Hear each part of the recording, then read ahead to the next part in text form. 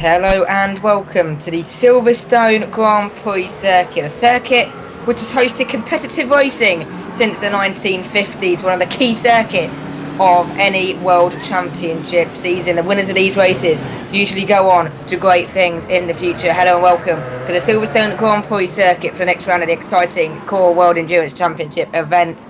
And guess what? Yet again in Britain, guess what? It is raining. Joining alongside me today is core commentator and core legend Adam Weller. Thank you, Adam, for joining us today in a very damp Silverstone circuit. Yeah, not great weather conditions today, but if anything, I think that will add to the experience that we're about to have. It'll be interesting to see how this race will pan out today, and after an exciting race yesterday, who do you think will take the top honours this afternoon? I'm leaning towards Zvomir van Basten from far. However, Mini Stiggy, obviously, of ICR, they're in a Peugeot now, and I reckon that they will be right up towards the front of this field today. Well, that's going to be definitely one to watch out for. The car's now on their warm-up lap here before they'll come back round and begin the action here at a very damp Silverstone circuit. This 3-hour race. So it's due to start now, just gone 8:15, should end about 11:15. For you viewers watching live this evening. Of course, we are live on www.livestream.co.uk. We're also available this evening on Facebook, the core Facebook page. We should have a hashtag going on. Yeah, Twitter. hashtag for WEC, that's always the way we roll. Sorted, so you'll have to keep me updated on that because I don't have the stream working here then, but we'll hopefully be able to read out some of your tweets this evening if you decide to tweet us. If not, this action has also been sent to YouTube as well for you people who decided to watch it on catch up. So Zvomir van Basten line up on pole position for this afternoon's exciting race in Foster. We've got GTP Mini Stiggy there as well, second position, Chosov 32 third, Legacy fourth, Glen 81 there in fifth, Kane sixth, TNR Philo in 7th, Near Fear 8th, XNFS Freak 9th, and then Red Bull Rider 20 will take up the 10th spot. 10 races running this afternoon as the cars head down into the Vale and round Club Corner then for the final warm-up time then, and we're all set to go racing in this next event of the Core WEC Championship. And as they come out of Club Corner and across the start-finish line, it appears, as they just come out now and across the start-finish line, it appears that we are underway and we are racing this afternoon here at Silverstone. It's a great start by Zvomir van Basten, who's already tried to jump GTP Mini Stiggy, and they head down and dive into turn 1 for the first time. GTP Mini Stiggy just holding off his line from Joseph 32, who is definitely going to be one to watch this afternoon as they head into Village and then go into the tight section, the loop, for the first time, and then they'll flick the car left into Aintree, down that long Wellington straight and head on at 2 hours 56 minutes still to go here at Silverstone. Yeah, definitely, and as you can see, it's a bit slippery. There's a bit of residue being kicked up by the tyres. However, it is not currently raining. The track is drying at the moment, so we should see the drivers find a little more pace in these opening laps. Chosov 32 already into second. Mini Stiggy dropped down all the way to fourth. Bad start by Mini Stiggy. The two Pescarolos of Chosov 32 and FRT Legacy up third here. But Zvomir van Basten, this is all allowing him to just pull away out front, and he's pulling out he is. He must have held 6-7 tenths of a second on him now. The leader, however, in the GT category is GTP Kane. Great start by him in 6th position, and the highest running GT car during this afternoon's race so far.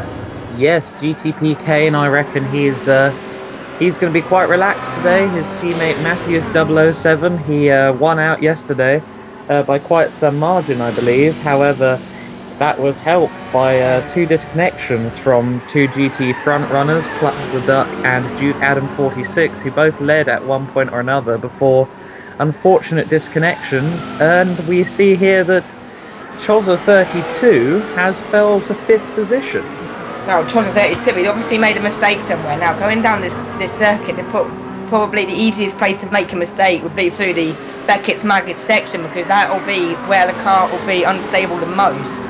So we're waiting for confirmation on exactly what happened to Chosov 32 in this one. But that has brought Mini Stiggy back up into 3rd place, and he'll definitely want to capitalise on this and see if he can go and chase down Legacy, who's only 1 or 2 tenths of a second ahead of him now.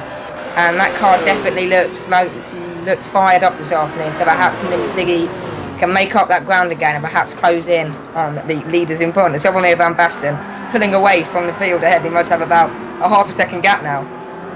Yes, so if not a little bit more there. And I'll just say quickly, credit to ICR there. I'm liking their paint livery on that 908 a heck of a lot. So well done to their graphics department there. Nice simplistic livery.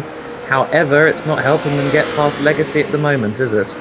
No, exactly. Well, your car can look good, but if it doesn't have the performance with the car, then it can look good as much as it wants. But to win races, you have to have the package sorted internally as well. So that's definitely something to keep an eye on during the course of this race. Till 2 hours 53 minutes ago, it's going to be a long old haul list for the drivers out there this evening. But Mini Sticky moves to the inside as they head up towards Stowe for the second time. Mini Stiggy just drives it down the inside. Legacy doesn't have a comeback, and Mini Stiggy, even though he dropped down to fourth one lap ago, is back up into second position. And hang on, there is Glenhouse 81. He's right on the back of Legacy as they come through Club Corner, and at this rate it's going to be Glenhouse 81 who will be moving up these positions here. So Legacy drop potentially from second all the way down to fourth in this one.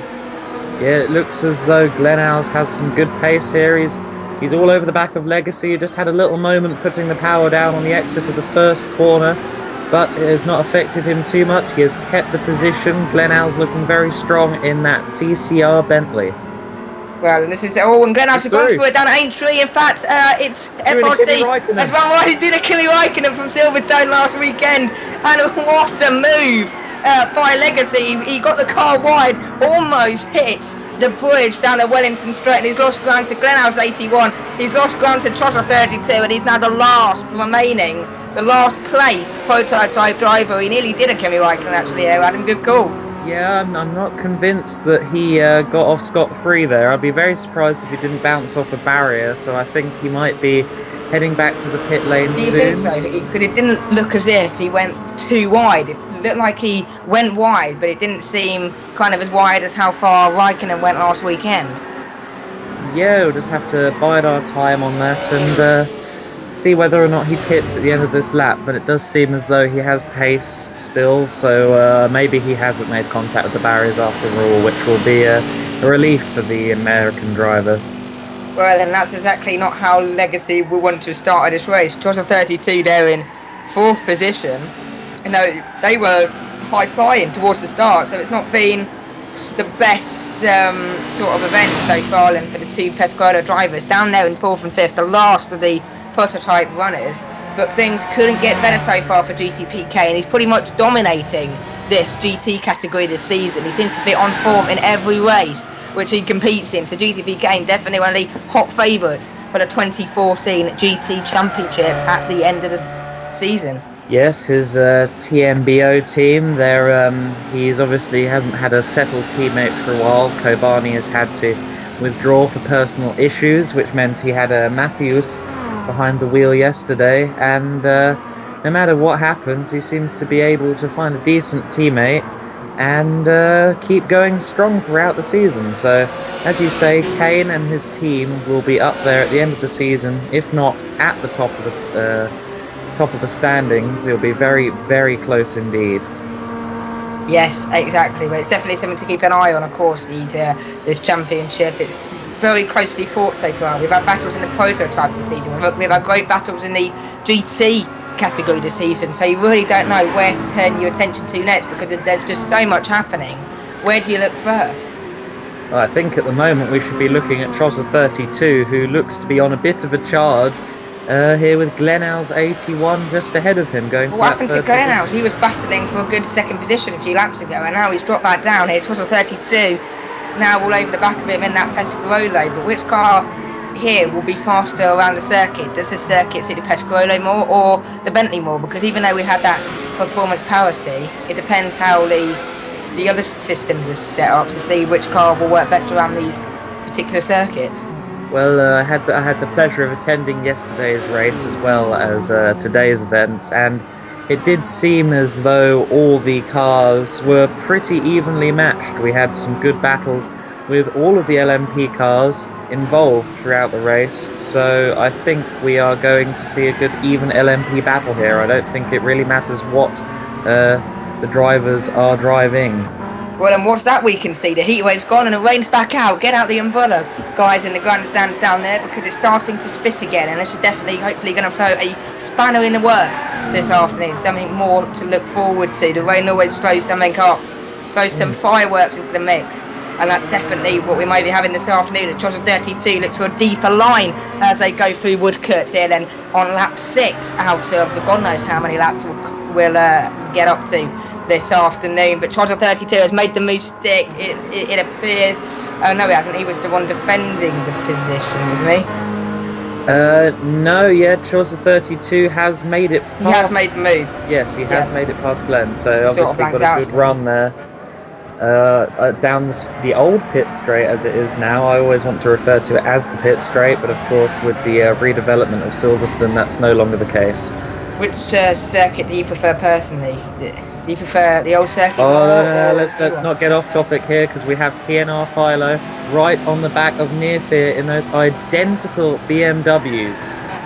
Yes, and 2 identical cars. This that's going to be one to watch, because even though some cars might be a bit different to others, when you've got identical cars, there is no excuse. And he tried to go around the outside at Brooklands into Lovefield, goes down the inside, and a bit of a slide actually by Lilo as they come out of Lovefield and down to Woodcourt. So it just shows perhaps this rain is getting to the drivers quicker than perhaps it should do. Possibly the case. It's easy to put the power down slightly too early around that corner anyway. It feels almost as if the corner never ends sometimes. It's an odd one, but I think that was something that could have happened in the dry anyway. But perhaps the rain is falling a little heavier. Maybe it is having an effect on these drivers. I imagine we'll find out in the coming minutes.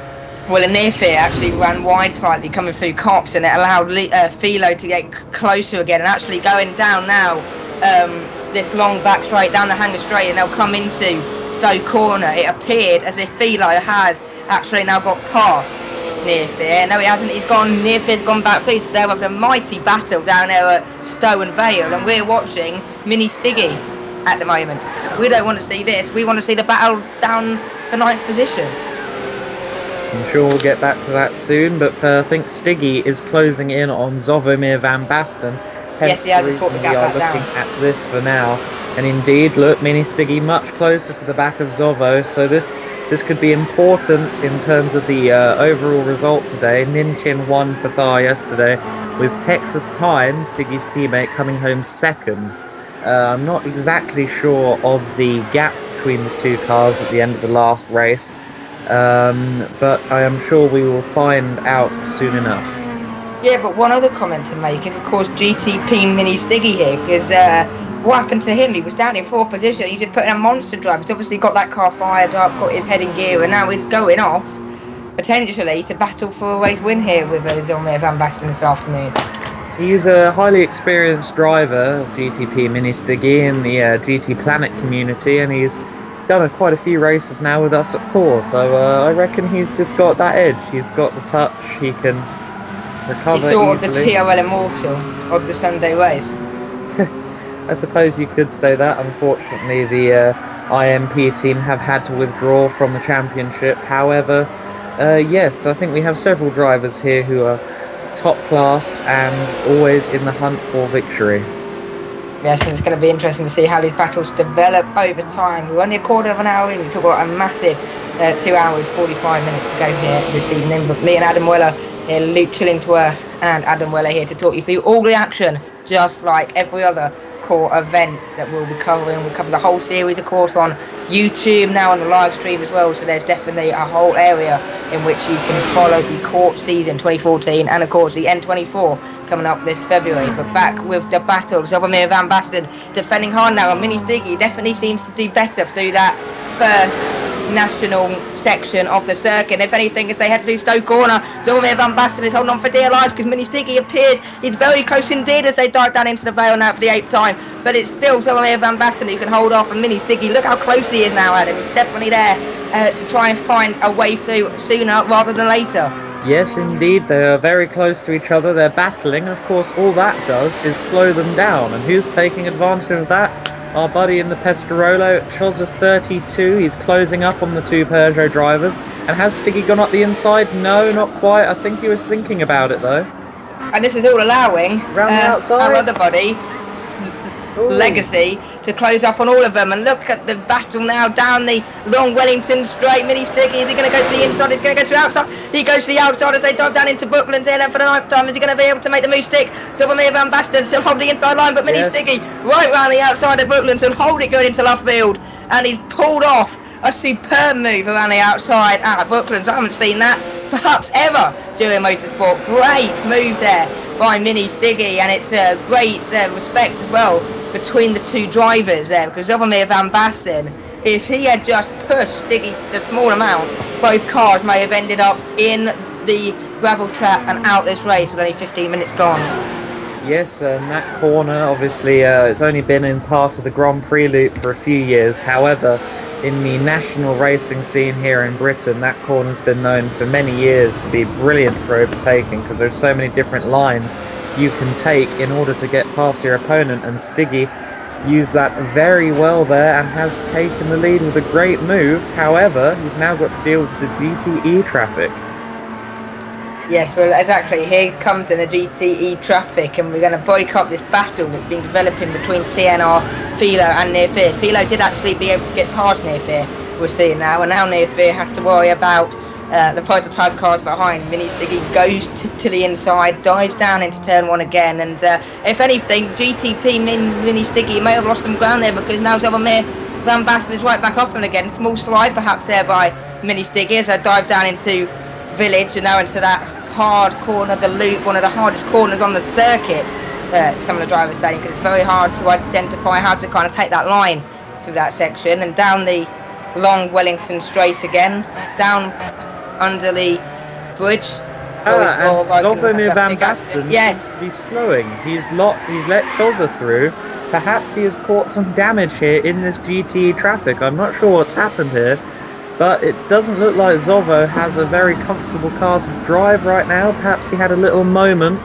Well, just bring it back to the pits and see what the team garage are going to say. We're hearing actually then by the guys down there track side that he's just spun out on the exit of the loop.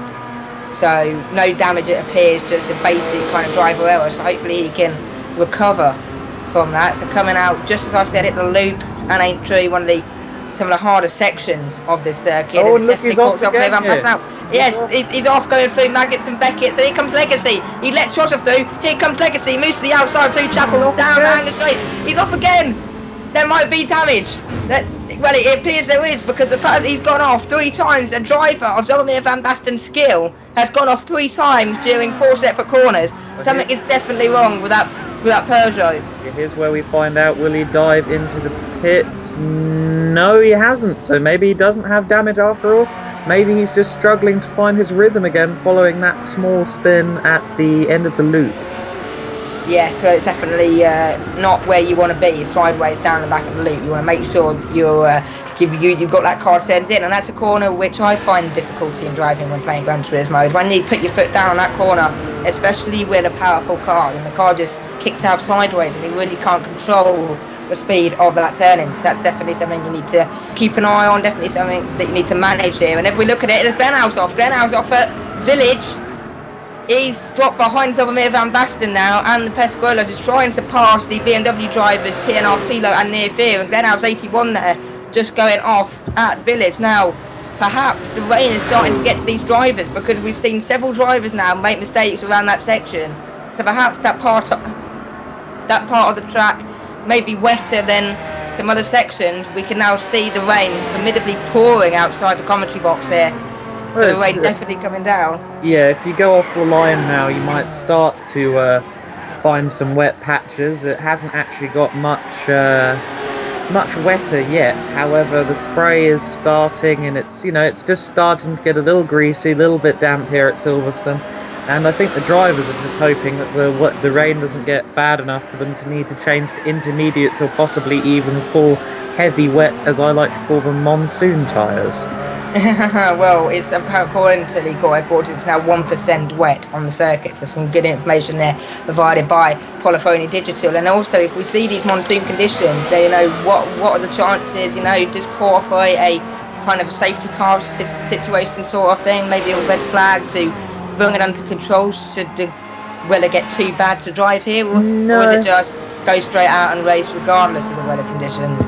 I reckon that they'll just keep on going, and regardless of the weather, get the new tyres on and keep racing each other. Well, exactly. We don't have any kind of F1 style stuff here. But another issue to keep an eye on is that Choza 32 closing up on GTP Mini Stiggy.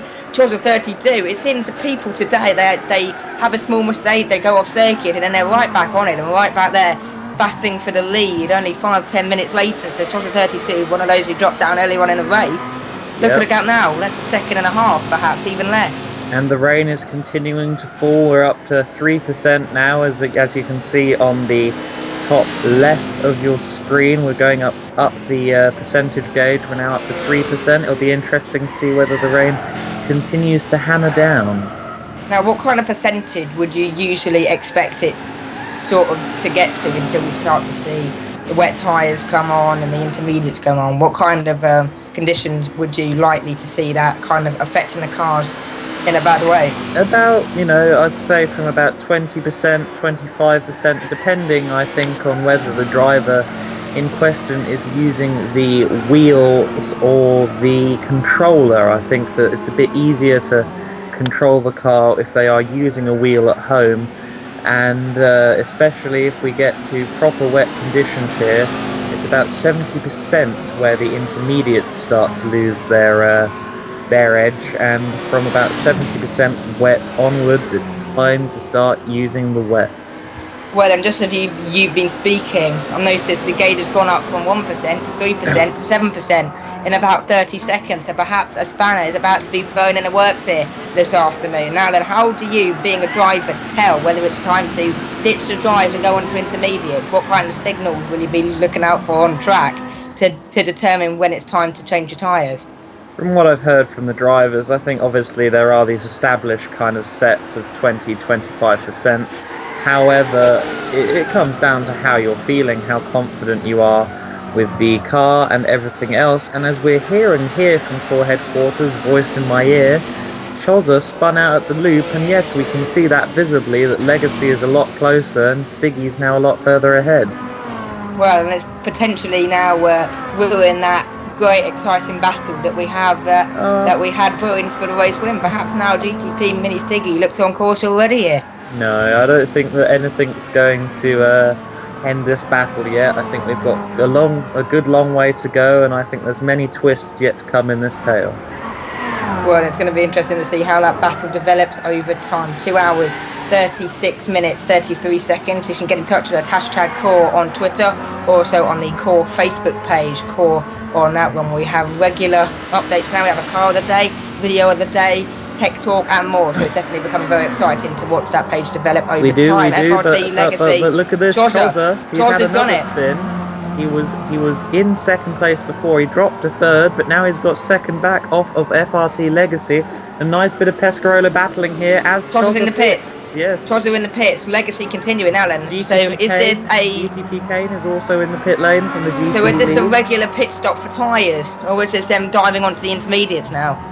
It is about the time for the cars to start pitting in. However, I'm not sure whether they'll go on to dries or inters. I reckon that We're hearing from the pit lane that it's for inters. We're hearing inters are being fitted on the cars now.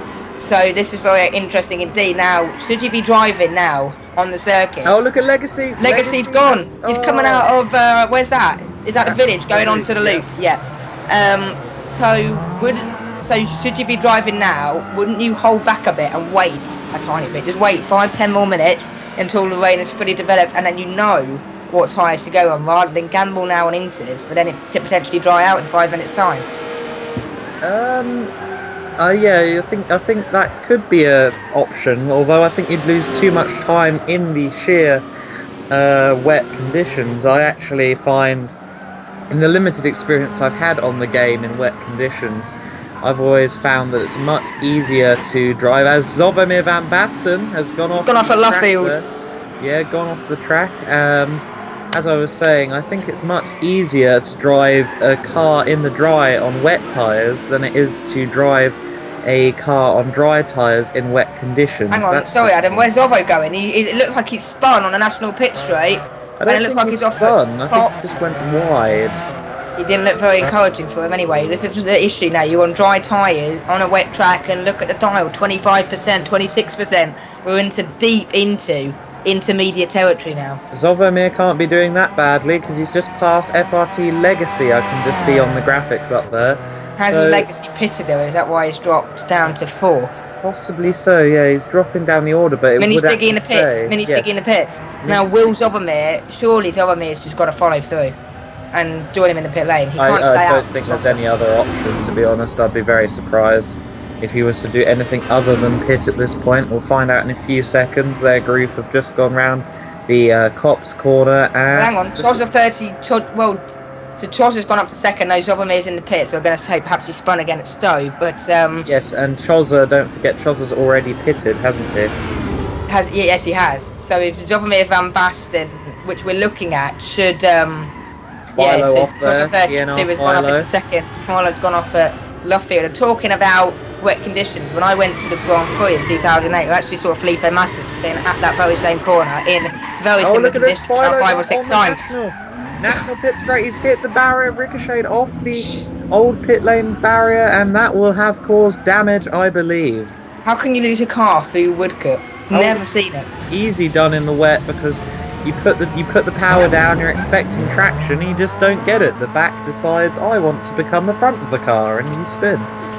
Well, look at that way now, 40% now. The rain's getting harder and very quickly indeed. Do you gamble for inters, or do you just stick on the full wet tyres and just go for it? I reckon a couple of the drivers, if there are any who haven't pitted yet, I do think that might be among their school of thought. It'd be interesting to see if anyone does do that. Especially for cars down near the bottom, cars like Red Bull Rider down there in 8th or Nearfield in 9th, perhaps gamble on it and save a pit stop when these guys go back in 5 or so minutes time potentially. Oh, Legacy! Stick on the full wets. Legacy's gone at Aintree. It's all happening. It's all going off here, yeah. Wet conditions always spice up the racing, also making it very hard to follow, so this is good stuff here. Oh, it's good stuff, exciting stuff, and it would rather be like this the whole way through than a procession for the lead. So it's Legacy coming out of left field. Again, is he, a bit of a wobble there coming out of left field. So the car's still not stable, still not confident in that power. And Legacy, I believe, he is on the intermediate tyres. So it shows that the track conditions may be getting dangerous for intermediates as well. Perhaps we're not too far away from the full wet tyres. Yeah, perhaps so. Not sure how much longer. I think, wasn't it 70% we agreed? 70% is when the full wets start to become... Just think 5 minutes ago we were only on about 30% on that dial. We're now on 55%. We're only 15 to go until the full wets. So keep an eye out. Keep watching that. Yeah, Stiggy there getting a bit frisky there on the exit of that corner. Obviously finding it very difficult to get the power down. I think they are going to need to get under full wets at some point unless the rain stops falling. Well, this is definitely something to keep an eye on during this race. 2 hours, 31 minutes and 4 seconds to go here this afternoon at Silverstone. And you really don't know where to turn our attentions first. We've got GTP Kane in the pits. Now, he's already pitted before, I believe. So perhaps an issue there then for GTP Kane. Or perhaps he's now gambling on those full wet tyres. If we look at the Pescola there going down the long back straight, he's in second position behind GTP Mini Stiggy, who's actually now going down the national pit straight and diving into the first or the old first corner. In fact, Chos of 32 they're off at Brooklands again, so these conditions now are deteriorating very quickly here because these cars are on intermediates and Chos of 32 absolutely sideways through left field. He recovers. We're now right on board with him. Oh, well, these conditions are getting worse very dramatically. Look at the dial there, 69%. It's about to tick to 70% here. So this is definitely full wet. Now we're on 70%. This is now full wet tyres conditions. This is now where then these drivers should come in and Chos of 32 sideways through Cox corner. Oh, and now this is getting dangerous now because these cars They're on the intermediate. Look how much. Josh is sideways through Beckett's and Maggots. Yeah, I think Oh you're my. right there, Luke. They can't take the risk on going straight onto full wets just in case it dries out. But in this case, in hindsight, you were right there. They should have got onto full wets, but there's nothing they can do about that as they start Well, look, the car's piling still in. unstable down the hanger straight. The car's still unstable within a straight line. It's not, don't look comfortable for him. And if you go off and make one move, look what happened to the BMW going through Woodcote. It's just going to happen to a prototype car, and that's it. Bang, game over. Yeah, cold tyres as well. Don't forget the you have to be going at a certain speed to keep the tyres heated up, and they're not going to be able to do that in these conditions. And as we see now, many of the drivers are coming into the pits. Yeah, well, this is definitely the time to be going for it now. The race leader, GTP Mini Stiggy in the pit lane, Chester 32 in the pit lane. It's a battle actually between Legacy. No, it's not. Legacy's gone very, very deep going into Stoke Corner, so it's going to be good to see whether he comes into pits or not. And it appears he isn't. It appears that Legacy is quite happy at the moment on his intermediate tyres, unless he made the call earlier to go on the wet tyres, and now it's just going to pass the cars who are in the pit lane getting their wet tyres. No, he doesn't. Here he is. Legacy. Still on the winters, isn't he? I don't think he's come in for full wets yet. That's ambitious, unless he did what you recommended and went straight in for wets. That would be quite the call by Legacy if he did indeed make it. Well, it's going to be interesting to see who has made it and who hasn't, because we could see this order change very dramatically indeed. Glenhouse is in the pits now, Freak is in the pits as well, and was that a car off going through that section at Abbey? No, GTP Kane very sideways through Village Corner. Even Kane isn't immune to this weather. Well, and Kane has been one of the superstars of this season. He's definitely been one of the stars of the show so far, and just look at what happens when he throws the car into that corner. So definitely this is now full wet conditions. Look at the screen, top left hand corner, 100% rain. Yep. This is fully marked monsoon conditions now in the Gran Turismo world. It is indeed monsoon conditions. Look at the spray, look at the squirming under the brakes. He's very ambitious there to take any curb at all. He just got onto the curb a bit there, which is scary at the best of times when it's that wet. So this is going to be interesting. This is going to be very interesting to watch. Well, and look what happened. Can you remember the Malaysian Grand Prix 2009? And also was it 2001 as well? Something very similar happened. And look at what kind of the issues that surrounded that for the drivers. Look how they could barely turn into a corner at tipping first gear without spinning the car. So perhaps there could be an issue there. Look at Glenhouse. How we held that going through Loffield, I don't know. And look at this. Oh, they're all spinning off. Look at that. Is that Glenhouse gone down the National Pit Straight? Cars are sideways. Cars are all over. Look at down in Village. We've got cars off, it appears, as well. Yeah, there's a lot going on. There's a lot going down. Here comes Glenn. I think he must have caught damage there. He was going far too quickly to avoid the barrier, I believe. Now, if you are here watching this, driving this, would you keep going and driving fast, or alternatively, would you just stick the car in second gear, cruise around, and wait for everyone else to drop off? Definitely not second gear, because the revs would be far too high and you'd be at risk at spinning. But yes, short shifting as well is another method that could work well for you. I know I tend to do that in the wet conditions on my limited occasions when I do play Gran Turismo. But that might just be an option. Literally just to stick it in sick and go around really slowly. You're like a gaming mad, mate. Sorry? Bet that you're on it 24/7, mate. Perhaps a thing for your cameo appearances in the series. It's not that I never really have many, but I don't think this is for me. It looks a bit too wet. It's fun when you're on your own. To do a time trial on 100% is brilliant fun, but with other people around you and stuff like that, it's too much pressure. But Chozza, look at him. As you've said, is dancing down the straight. It's terrible. We're hearing that Chozza may have spun again as well. Look at that. He's spinning now, live in front of us, look. He's gone off of Brooklyn in front of the BRDC clubhouse, and they'll be happy sitting there in their nice rain-protected seats there. Yeah, this is true. He's sideways again through Luffield. Look, he can't keep the car straight. He's gone off big time into the gravel trap. Oh, you don't know where to look at now. Here comes Kane as well. Is he going to get a bit sideways? Let's keep an eye on. Oh, where do you look first here? Squadron 32 was battling for the lead there. He's dropped down to third position. Choz of 32. Is that the battle up front between Choz of 32 and Mini Stiggy there at Chapel? Or no, it can't be, because Mini Stiggy appears to be... Zovo is just on the hanger straight at the moment, while Stiggy is just approaching the start-finish line, and here we are, 25 seconds clear of Zovimir Van Basten, and a further 11 seconds down the road, it's Choz 32. Well, look at that, a 3.66 mile speedway here. It's providing fantastic entertainment for the neutral fan here this afternoon. Fastest lap of the race then, set by GTP Mini Stiggy. He's gone! He's gone! That's going through farm.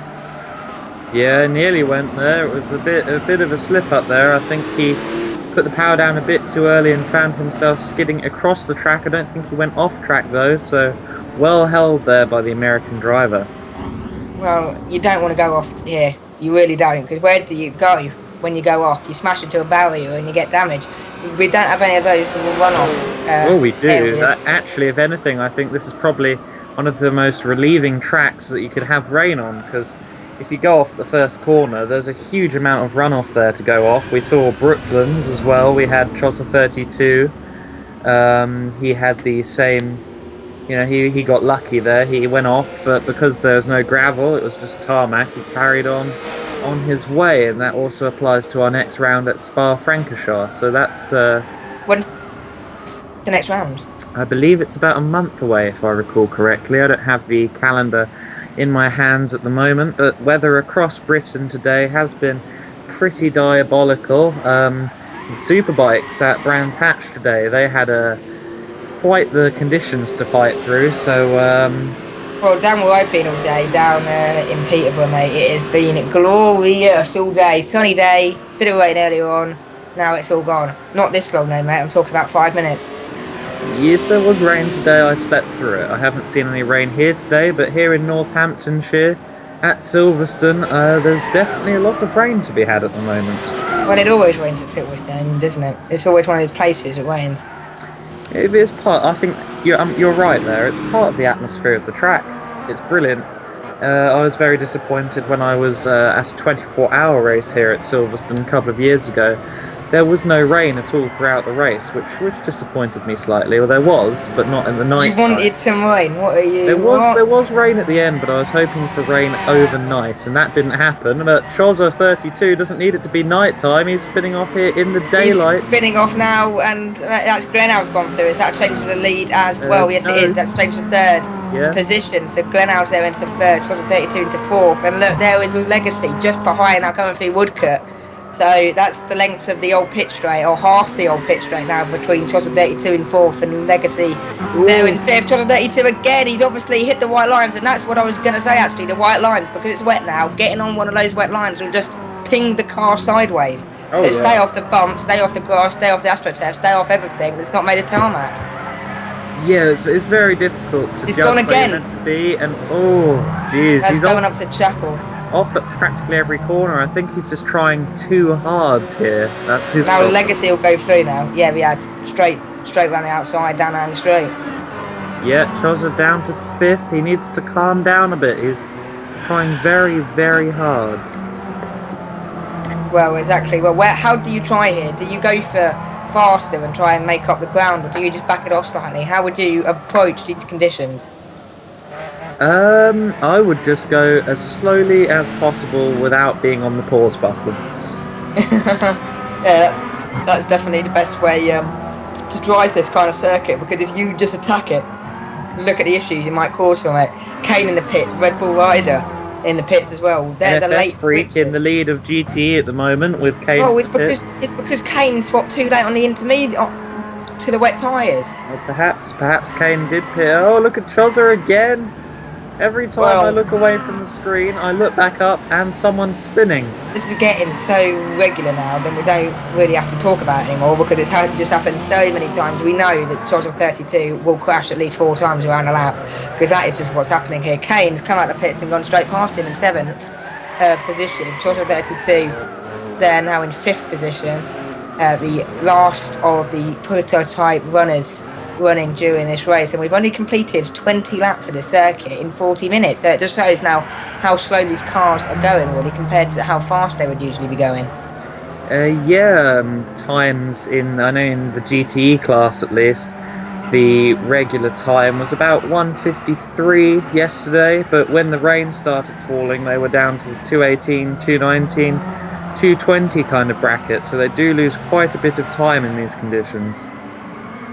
Yeah, exactly. Well, it's definitely not what you want to do is lose some time because because then if you back off too much to preserve your car, then you might have a car behind that just dialed into these conditions, closing you at like a second and a half a lap. So it's a hard balance to keep together. I reckon that it's all very well losing a second and a half a lap, but why try too hard and then lose about 10? Well, exactly. That's another issue you've got. But then potentially, when you're pushing, Look and you at make this! one, Philo drifting well, look around at the that. corner with some grace there. Forget the World Endurance Championship. Just sign up to the core Rallycross Championship. Yeah, you know, that could work for him, but he's definitely got some good car control there in the BMW. Oh my, is he doing this on purpose? It's amazing. He's got to be using a wheel for that. He can't be doing that from a controller. Oh, apparently Philo doesn't have wet tyres, we're hearing. Are you being serious? Why is he leaving it that late to go on wet tyres? I know, he doesn't have them. He hasn't got them available to him today. That's a rumour coming around. It's not confirmed. It's actually a very easy mistake to make on Gran Turismo, and perhaps he has fell foul to not needing wet tyres so far. He might as well. I've never in my entire life seen a race team who has not taken a wet tyre to a race. Well, it happens. Especially at Silverstone. Yes. Especially Silverstone. This is literally one of the most weirdest things I think I've seen in my entire life.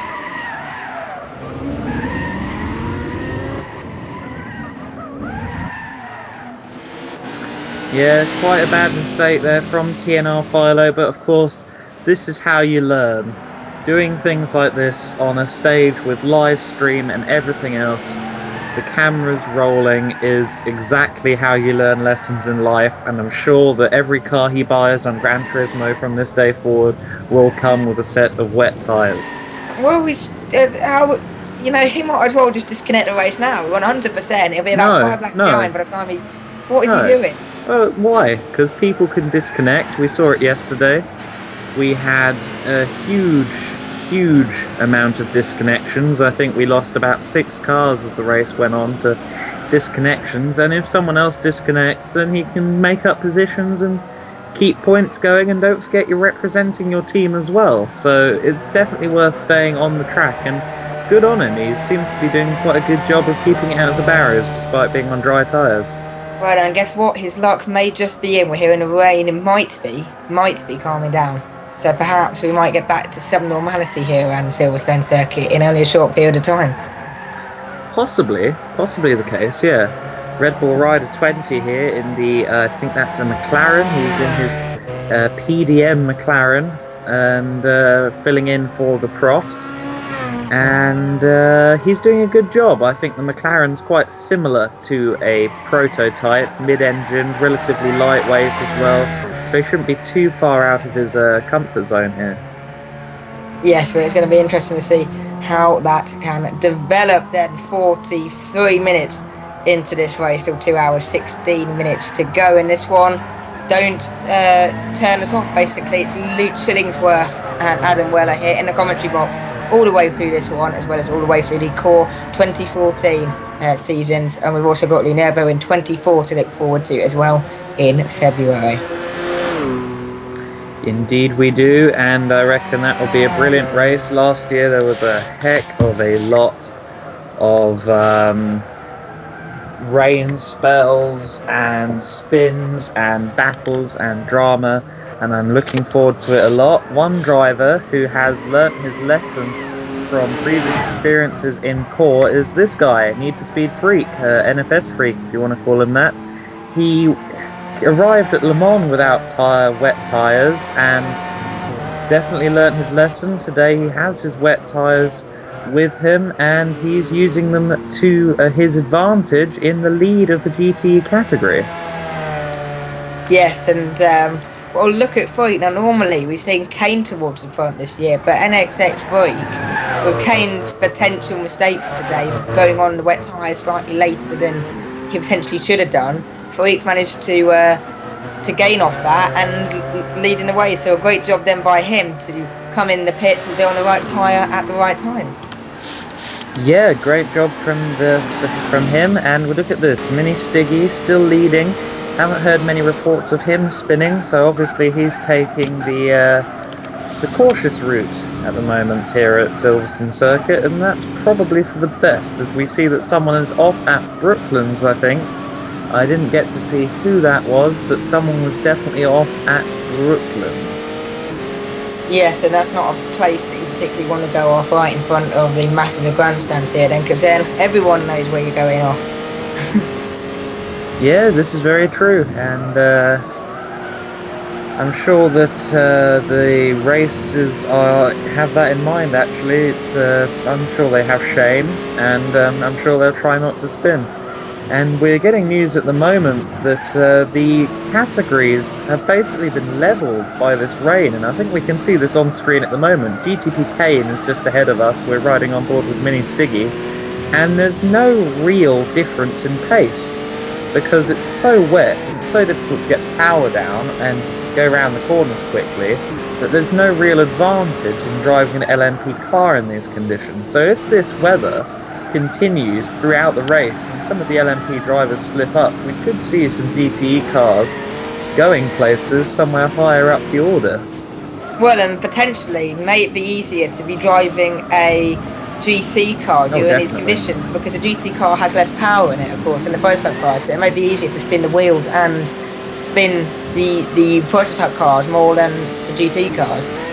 Yeah, and Kane there just allowing Mini Stiggy through. I don't think he needed to, really. There wasn't much need to do so. As a GT driver, you're allowed to keep your line, so I don't know, if I was him, I would have just carried on going round as I was. But obviously Kane being nice there to Mini Stiggy, so good stuff. Well, it's going to be interesting to see how that battle can develop over time. We're getting a message here on our timing screen saying finished recording replay. Is that anything of importance? No, that's nothing important. Just ignore that. That's a thing that happens on Gran Turismo. Essentially, the recordings cut out after about 45, 47 minutes. It's an odd little message that we get. However, look at this. A lot of spray. Oh, look at the spray. Behind the spray. Who is it? Well, and it's Mini Stiggy, and who we're on board with? Zovomir Van Basten. So this is the battle for the lead, and look how close it is. Well, and look at that in terms of the spray. Should a Mini Stiggy had a slight issue there or had to back off slightly, then Zovomir Van Basten really wouldn't have known where he was. No, this is one of the challenges of wet racing, and I love it. And he's gone off straight off into the barriers. Look at this. No, not quite into the barriers. Gravel's stopped him, but we've lost that lead battle. Obviously the spray and everything else all adding up, and he's made the mistake, and he's losing time rapidly.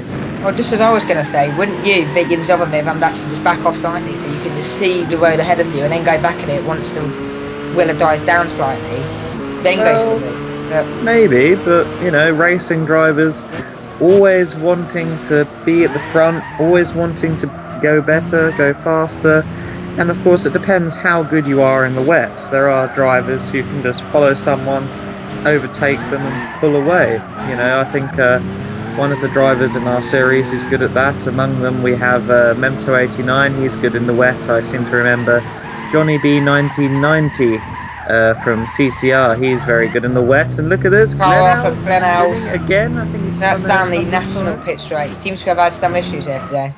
Yeah, that's one of the areas where you're going flat out and you're having to put in steering input, and it's a bit of a spinny section, if you get what I mean. Another driver who's good in the wet in our series, Nico Demus. He's very good in the wet. He showed that off quite well in the Nürburgring 24 Hours earlier this year. Round they come again then here. This is Glenhouse 81. You can see now it's coming down then. The long hanger straight. It just had some issues down the national pit straight, and potentially Chottle 32 closing in slightly now. So this is definitely one to keep an eye on, because if this battle develops more. How far is Gran behind the leaders in front? There's Zelmir Van Basten. It appears now coming through Abbey. So potentially a big gap developing there over time as well. Yeah, the gap there about a second or so. No, less than that, about a minute even. Beg your pardon on that one. Look at the laps that the tyres have been, please. Zelmir Van Basten just a one stop, 10 laps long. So perhaps Zelmir Van Basten should be higher up than he is here because he's got that pit stop in hand. So it's going to be good to see how this can develop over the rest of this race. We've got 2 hours, 9 minutes to go here on Core World Endurance Championship event from Silverstone. Please get in touch with us on Facebook, on the Core Facebook page, or alternatively, #Core on Twitter. We'd love to read out your tweets and answer your questions during this highly exciting race that we've had so far this afternoon. Right then, so 50 minutes or so into this one. So giving you a quick rundown of the order here then this afternoon. GTP Mini Stiggy, the American driver, leading the way so far in that personalised Peugeot livery. Second position, Zelmir Van Basten, British driver there, running in second position. Alongside there, Glen 81 for the Concrete Climax Racing team there in third in the Bentley. Fourth, Toyota 32. Fifth is FRT Legacy. Sixth is Freud. Seventh, Red Bull Rider. As we're just looking at the BMW go sideways coming out of Cox Corner, that is Near Fear, who's currently running in ninth position. So it's Red Bull Rider there in seventh, GTP Kane in eighth, Near Fear in ninth, and then TNR Philo there in 10th position. And that lands out your top 10 of your 10 runners competing during this afternoon. It's very wet, very damp Silverstone circuit. We're looking now, this is Near Fear going down the Hanger Straight, Spray being kicked up, but there's no cars really behind to worry about it appears. So driving a nice consistent race so far by himself, just keeping an eye on the gaps behind everything, making sure it's all okay in this one. Very smooth to continue on his way. Right then, Adam, back to you. Yeah, Near Fear, he's carrying on around the track. He had that little moment, he's recovered well. Just looking at the Twitter, no one's messaged into us yet, but we have got a very nice round figure of 200 followers, which I hadn't noticed last time I logged on. So thank you to all of the core followers for supporting us and watching our races and liking our tweets, etc, etc. Yes, so it's going to be interesting to see the Core fan base grow over time and see the Core franchise develop with more series coming on the horizon as well. We're looking at Super GT series, we're looking at some Rallycross series as well. So the Core package definitely looking good for this one, and hopefully we can have a great series developing over time as well. We've also got the Core website up and running now. It's www.coreonlineracing.wix.com/core for your Core news. We're on GT Planet as well as the Facebook pages, the Twitter pages and more. So definitely keep an eye on all the latest from the Core series. Of course, next round happening in about a month's time from the holy mecca, if you like, of the European season, really. The Spa-Francorchamps circuit. Yeah, great track. Absolutely brilliant place, love it to bits, and I reckon the same will go for many of the drivers. And of course, what do you associate Spa with?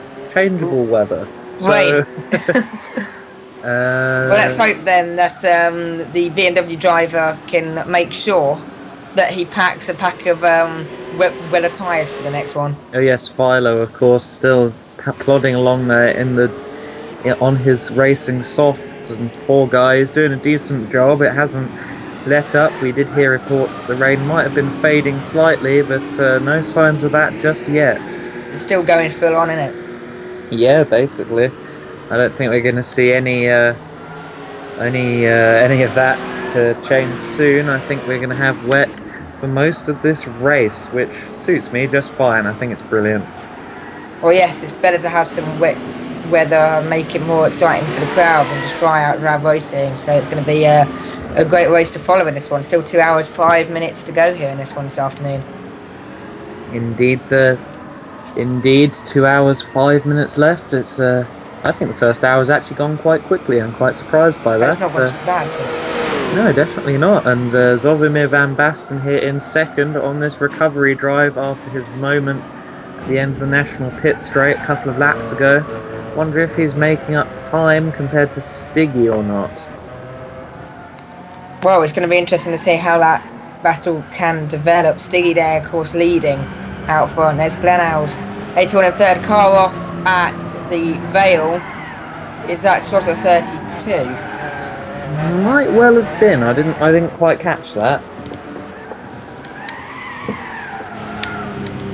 Here comes Glenhouse 81 diving into Abbey round farm, that longish left-hander, and then diving into Village Corner. I had a nice view of this circuit down at the Silverstone Classic last time out. It was a great part of the circuit to watch down at the Silverstone 6 Grandstand, because you can see that whole section from Village all the way through to Aintree, plus a bit of Beckett's as well. So look at this, Glenhouse 81. Glenhouse 81.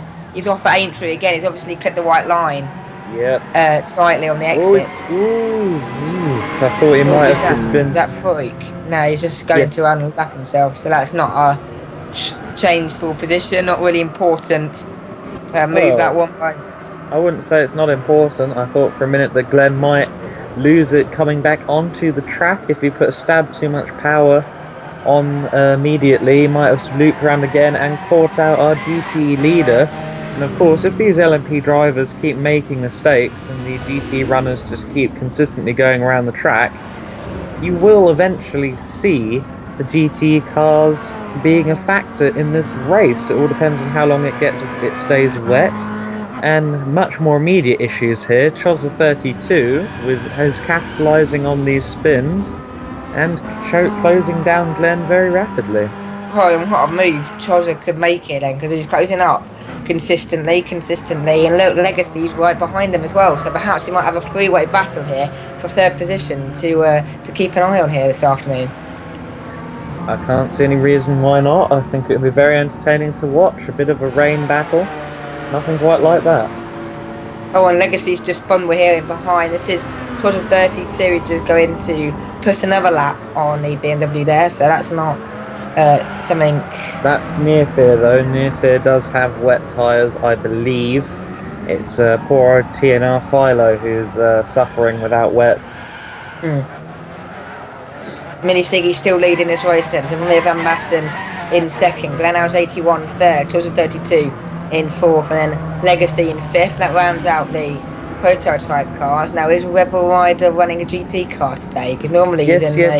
We were saying earlier on he was in the McLaren, remember, for PDM. He's filling in for the profs. Yeah, that's fine. So in the GT class there, and it's Freak still leading the way in that one, and the GT class second Rebel Rider, third GTPK, fourth Near Fear, and then fifth TNR Philo is still going along with no wet tyres during these monsoon-like conditions at Silverstone today.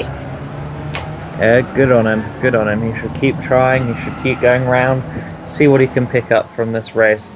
And Chozza 32 seems to be closing up on Glenn. Indeed he is. Look at this. We have Glenn there just going down the straight, and emerging from the spray is the Pescarolo of Chozza 32.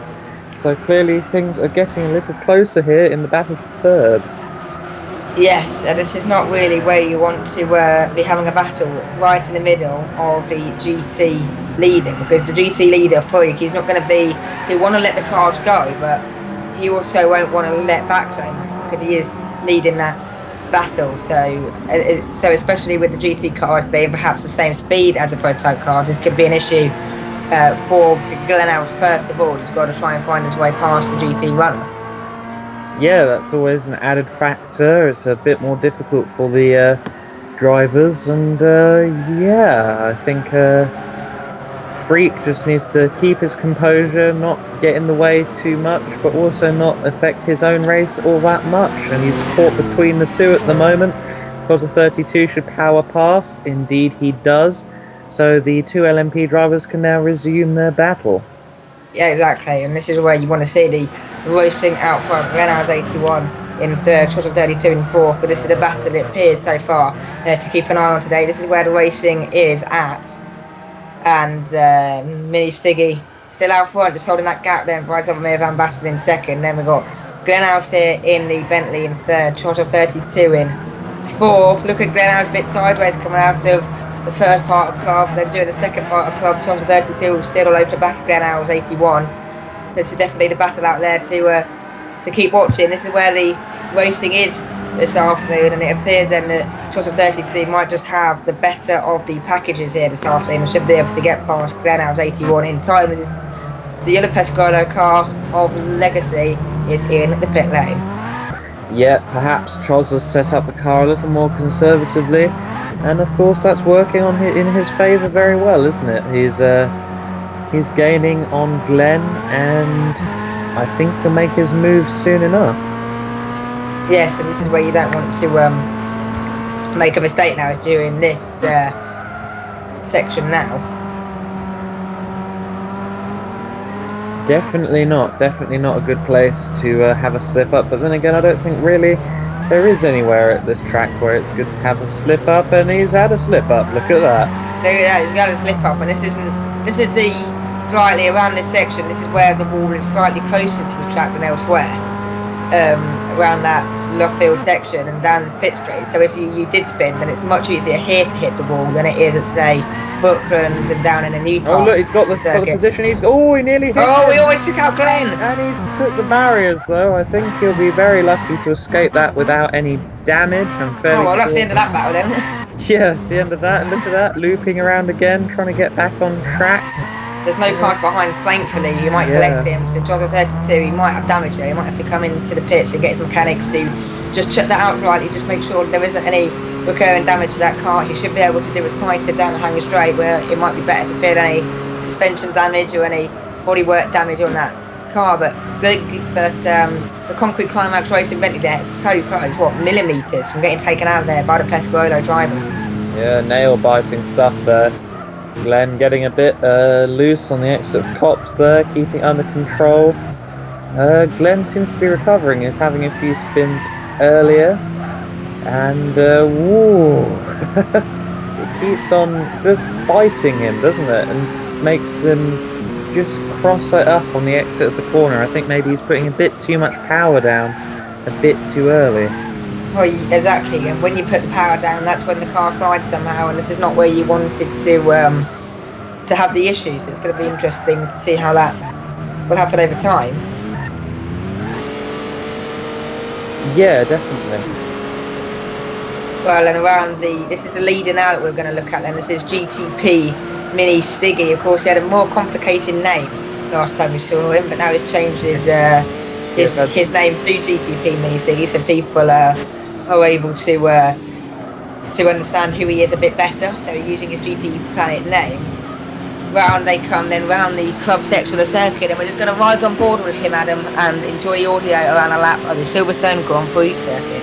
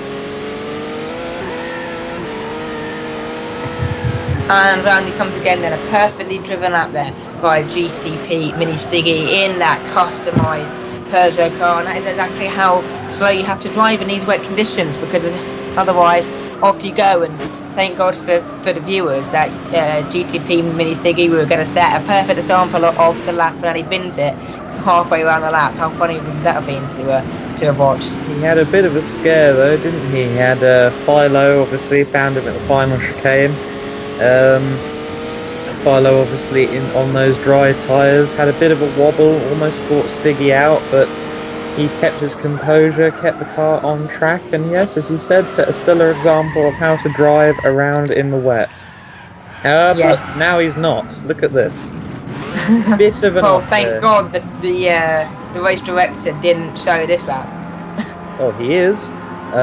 He is showing this lap, and of course all this means is that Zvomir van Basten can close up, as we have given poor old Mini Stiggy the curse of the commentator. Of course.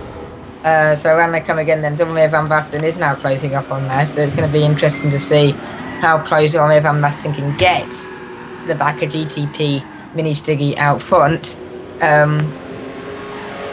Still an hour 53 minutes to go. Zvomir van Basten very wide coming out of Woodcote that time.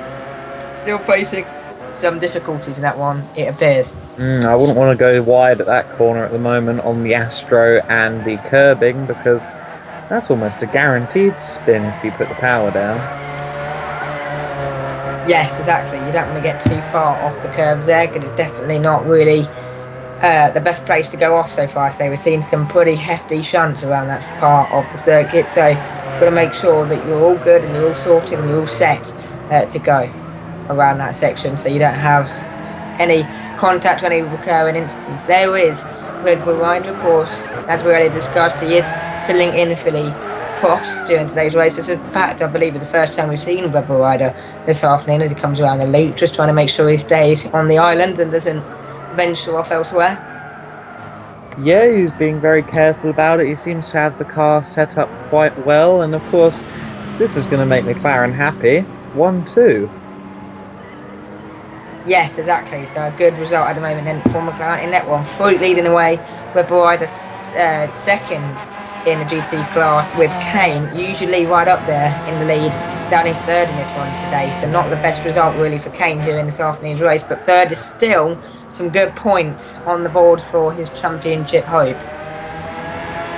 Yeah, definitely. It's always good to get these points on the board. It's one of the requirements, obviously, of being in a championship. There's no point really entering if you're not going to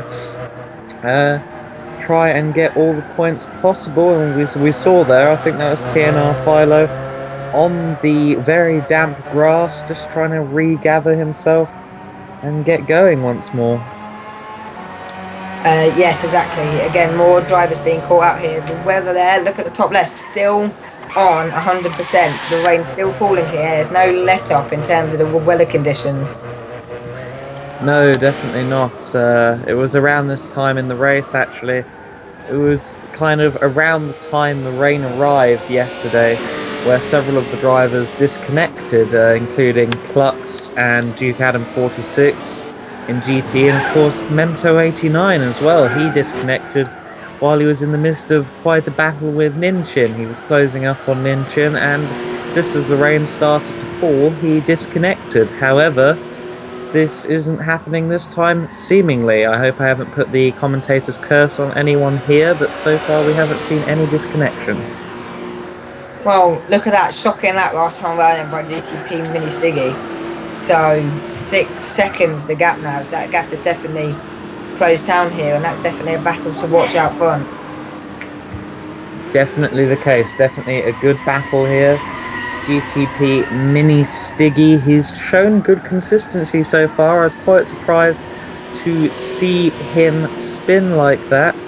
So yeah, I think Zvomir van Basten, if he keeps it on the road, he should be able to catch and possibly even pass Mini Stiggy. I reckon that the two cars have been set up for dry conditions, because they've both had these moments where they spin off and they have to gather themselves again.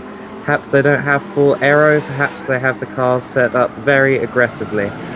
Obviously, they don't really want to gamble on the chance of rain, because if it's dry and they don't have a car that's set up to maximum potential, then they'll be driving slower. And no one wants to do that, but of course, since it is raining here at Silverstone, some of the drivers are finding it quite difficult. As we saw there, Zvomir Van Basten, I think he might have made up a few more tenths. He's now in the back of the shot in the on the Wellington Straight. And yeah, Zvomir Van Basten is, yes, definitely closing up here. I'd say that's now down to maybe 4.5 seconds. If he keeps it on the road, I hope he's not pushing too hard. And I reckon before we get to the next round of pit stops, we will see perhaps a lead change or perhaps a very nice battle for the lead in LMP. Here's Chozza32. Quite surprised actually by Chozza32. I thought he'd be right up there today, but he's had his fair share of misfortunes and spins and such, and he's down in 5th position in LMP. I'm not sure how far behind Legacy he is. I think Legacy, oh no, look at this. I think Legacy might have just gone off track as we were talking there, because Chozza32 is now up to 4th. Wait for core headquarters to confirm that suspicion, but it seems as though Legacy has lost that place. Indeed, core headquarters there, I presume getting in contact with stewards, marshals, whatever it was. They have found out that Legacy did indeed lose it there on the approach to Stowe.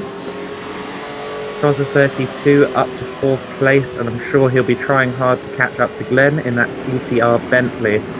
Of course, Glenn's pretty much out of the running here today, in theory, because the unfortunate disconnection for his teammate Memto89. And, whoa, big moment there for Stiggy. I think he just clipped the curb. And Chozza, as we just can tell now, because Stiggy's back on screen, Stiggy is almost a lap clear of Chozza. So it's quite amazing how much this field has spread out, even though they're going relatively slowly by LMP standards. What we have here is a quite spread out field for the most part. I'm not sure whereabouts Glenn is on circuit at the moment, but I think he's quite some way down on the leading duo of Peugeots. And I've got to wonder, I'm hoping that someone who's in the know perhaps is listening currently. I wonder if the Peugeot is better suited to the wet conditions than the Pescarolo or the Bentley, or whether it all comes down to setup. I know the Pescarolo has more weight towards the back of the car, and that affects its prowess in the wet conditions. And I believe we're back with Luke. Hello, I am back. Yeah, small minor issue with the microphone here in the comment box. I just had the guy come in and just double check it for me, so it's all good now. We're back. I'm sure you could have turned it on and off yourself, mate, but hey. Well, it always works, doesn't it? Turn it off and turn it back on again. That's exactly what the issue here was. So maybe I need to work on the IT skills slightly. Anyway, 1 hour, 46 minutes to go here in this one, as we're looking at that mini Stiggy is going around Stowe and up towards Vale in this one. Now, how are the tweets going? As far as I know, I haven't checked the Twitter feed in a few minutes, but there haven't been any tweets yet, obviously. If you have anything to say, anything to add to the conversation, hashtag CoreWEC at Core Online Racing. There's Zvomir Van Basten, 2nd position, as we say. He's doing rather well for himself here. I think he's still got about 5-6 seconds to gain on Mini Stiggy, but I don't think he should try pushing too hard, because as we've stated previously in this broadcast, it's a lot better to stay on track and not catch up, rather than try too hard to catch up and end up losing time. Glenal's 81, still in 3rd position, but he's going to have a lot of work to do. I think for Glenn and Chozza, what they've got to hope for at this stage is either a lot of mistakes from Stiggy and Zovo, which I don't think is going to happen. They're going to either want mistakes or drying out, and I'm not sure the track is going to dry out. We've had rain now for the best part of an hour, and it doesn't look to be letting up anytime soon, as we see someone off there at the end of the Wellington Straight. Sorry there, small mind blank. I think that might have been Need for Speed Freak. Well, it might have been. We've had some, that appeared to be one of Peugeot's going slightly sideways going through Woodcote as well, so the conditions not letting up here. There's 100% rain now for a good 45 minutes. So the conditions perhaps now, the drivers sort of getting dialed into these conditions, getting accustomed to it perhaps, and now they know the style of perhaps around the circuit more than they did so, because sort of when the rain came first, when the rain came first, people weren't sure about how to drive the circuit with the wet conditions, but now they've had a good 45 minutes or so to know where the weak spots are with these wet conditions. I'm saying that, actually, Glenhouse 81 now, a bit sideways going down the Wellington Straight here, one of the longer straights of the circuit. Of course, it's not as long forever as the Hangar Straight, which is the longest straight on the calendar. If you look at the Formula 1 DRS, they're the two hotspots for overtaking. It's up towards Stowe and up towards Brooklands. So that's definitely where you need to keep an eye on with the overtaking so far today. The 3.5 mile circuit providing some great entertainment with the extremely wet conditions this afternoon. 1 hour 43 minutes to go here in this one. Yes. And about an hour and a quarter completed in this one. Glenhouse 81 still looking high flying this one, still looking quite strong, but it's still the American driver, Millie Stiggy, still leading out front at Silverstone. Yes, and just got a tweet in at Core Online Race from Mento89. Best race of the year so far. Gutted I'm not driving. #Core WEC. And of course, he's going to be hungry for driving. He was doing so well yesterday. And, well, he disconnected after, an hour and a half? So that can't be good for him. He must be sitting there watching the live stream, feeling a bit left out. What could have been for him and CCR had he continued on and made it to the finish? Well, and if Glenhouse doesn't do well during this race, then I'm sure the Memento won't be the best happy in this one, because he would be feeling right now that he could be in a better position should he be racing. But Glenhouse still there in third position, still doing a great job this afternoon, and definitely one he could challenge towards the end of the race.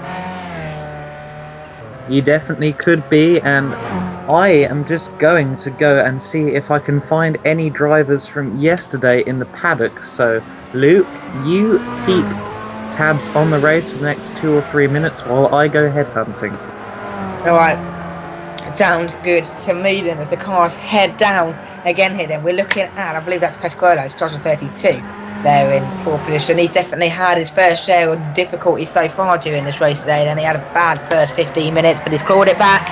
Still there in fourth position. He's trying to close up again on the concrete climax. Bentley of Glenhouse 81. There is a GT car in front, some small traffic. I believe it is one of the McLarens. That's potentially Red Bull Rider as they go down the straight. And even though the spray is hard for the drivers, it's even harder for us reporters to try and identify which cars are which in this spray.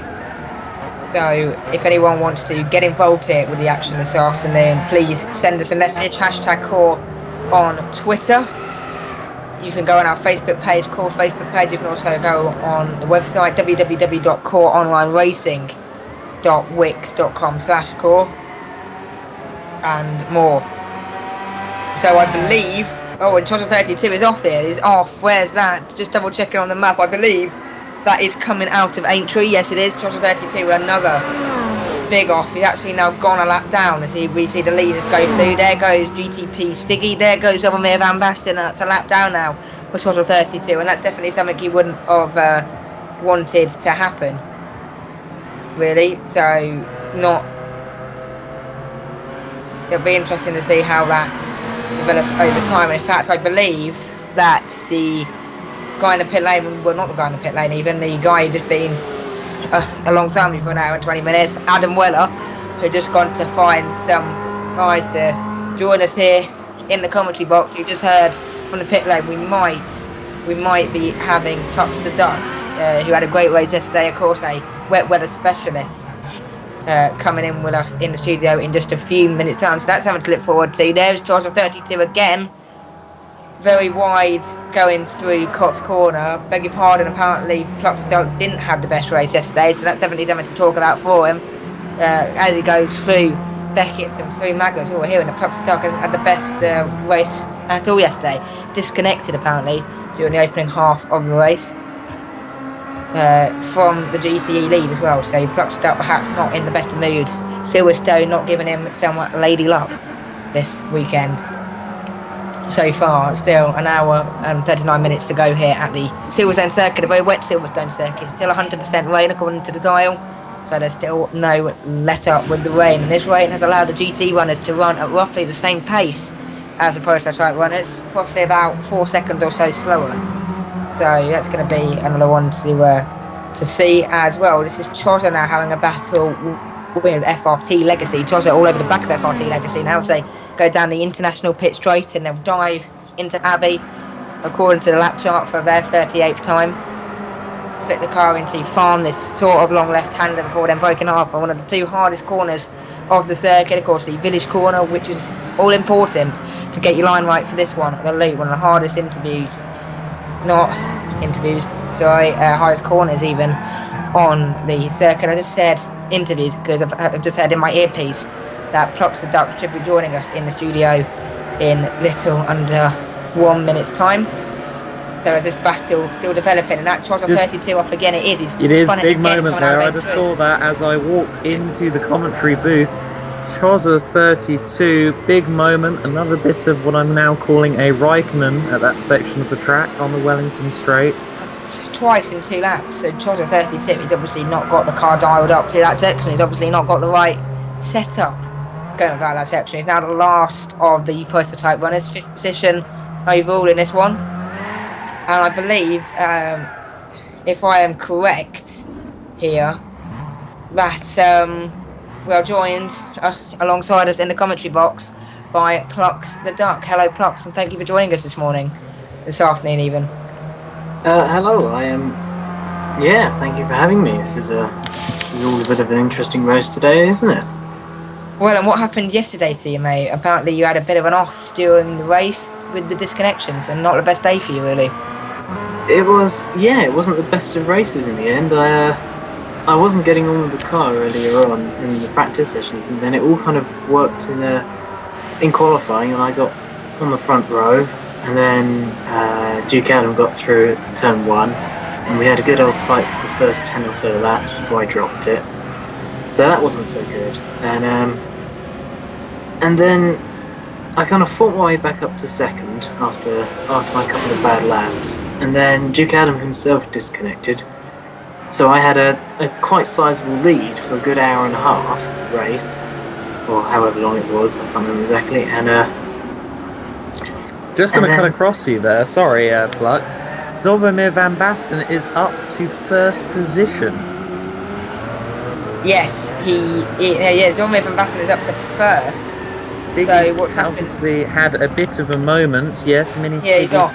Was off. In fact, there earlier, he is. He's There off he is again on screen. He's gone off again at Aintree. He took a bit of a tight line, so it'll be interesting to see. Well, I was going to say, could Mini Stiggy get back up the inside going into Brooklands? But now he appears to be too far behind to make any form of comeback during this lap.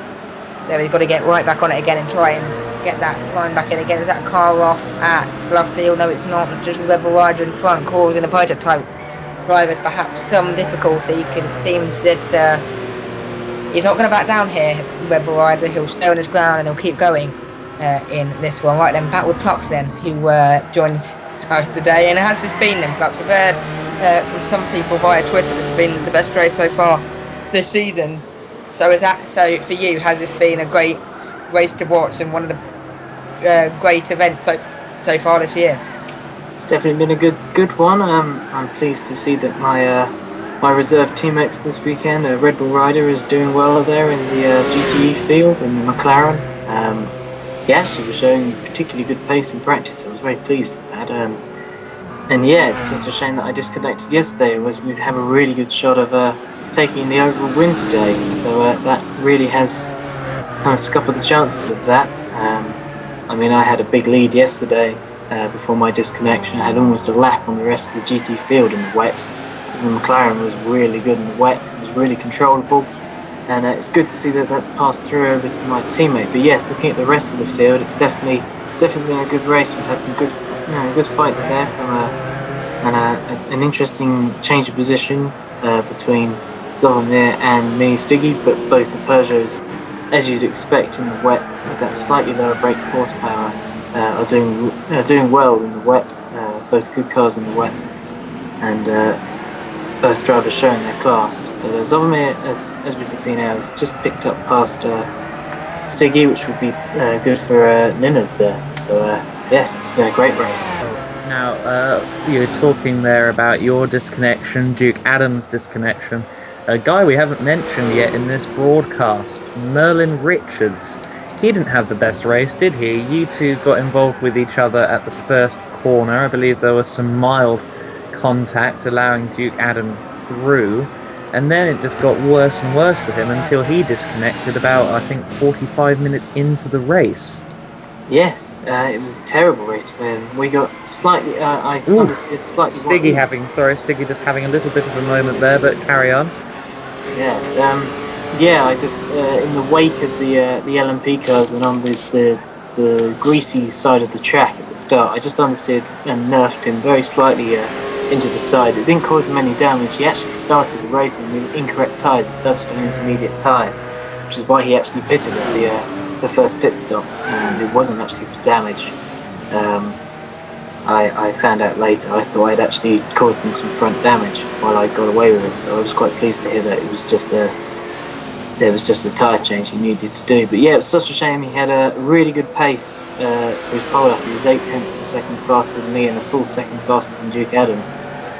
So, he really had the pace. And then on the way back through the field, he got involved with, I think it was Woodfoe, at Cops Corner. The two of them collected each other, and that caused some big damage. And then, yes, like you say, Merlin Richards had his disconnect as well, which is a shame because his Corvette was going to be running well. Yes. And, yes. When we heard as well, Plox, that you are a wet weather specialist. You're one that shines during these wet conditions. So how would you approach a race like this? The way I approached the race yesterday, which is, as we can see, turning into another fine bit of British summer today. Yes. Just be gentle. Take it slow at the first few laps. On my first 2 laps in the wet yesterday, I was doing 2:22s, and by about 5 laps later, I was doing 2:17s. So you just got to build that confidence in the car. You got to trust the car to respond on the braking and not overdo it on the power. One of the tricks I do quite often is to be up a gear and. As you come out the corner, so if it's a second gear corner, go through the corner all the way around in third gear to settle the car and be lower in the rev range. I've had quite a lot of practice in the wet. I've been here since season 1, where we had the extremely wet race at Spa, where I was in the Bentley, which actually didn't go up too well for me,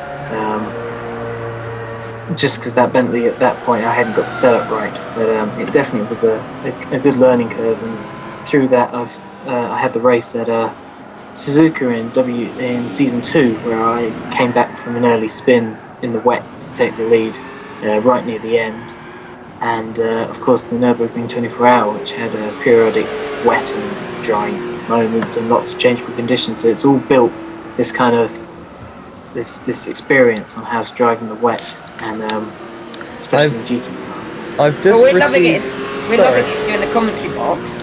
And we just had news from one of the races out there that he said it's one of the worst races ever.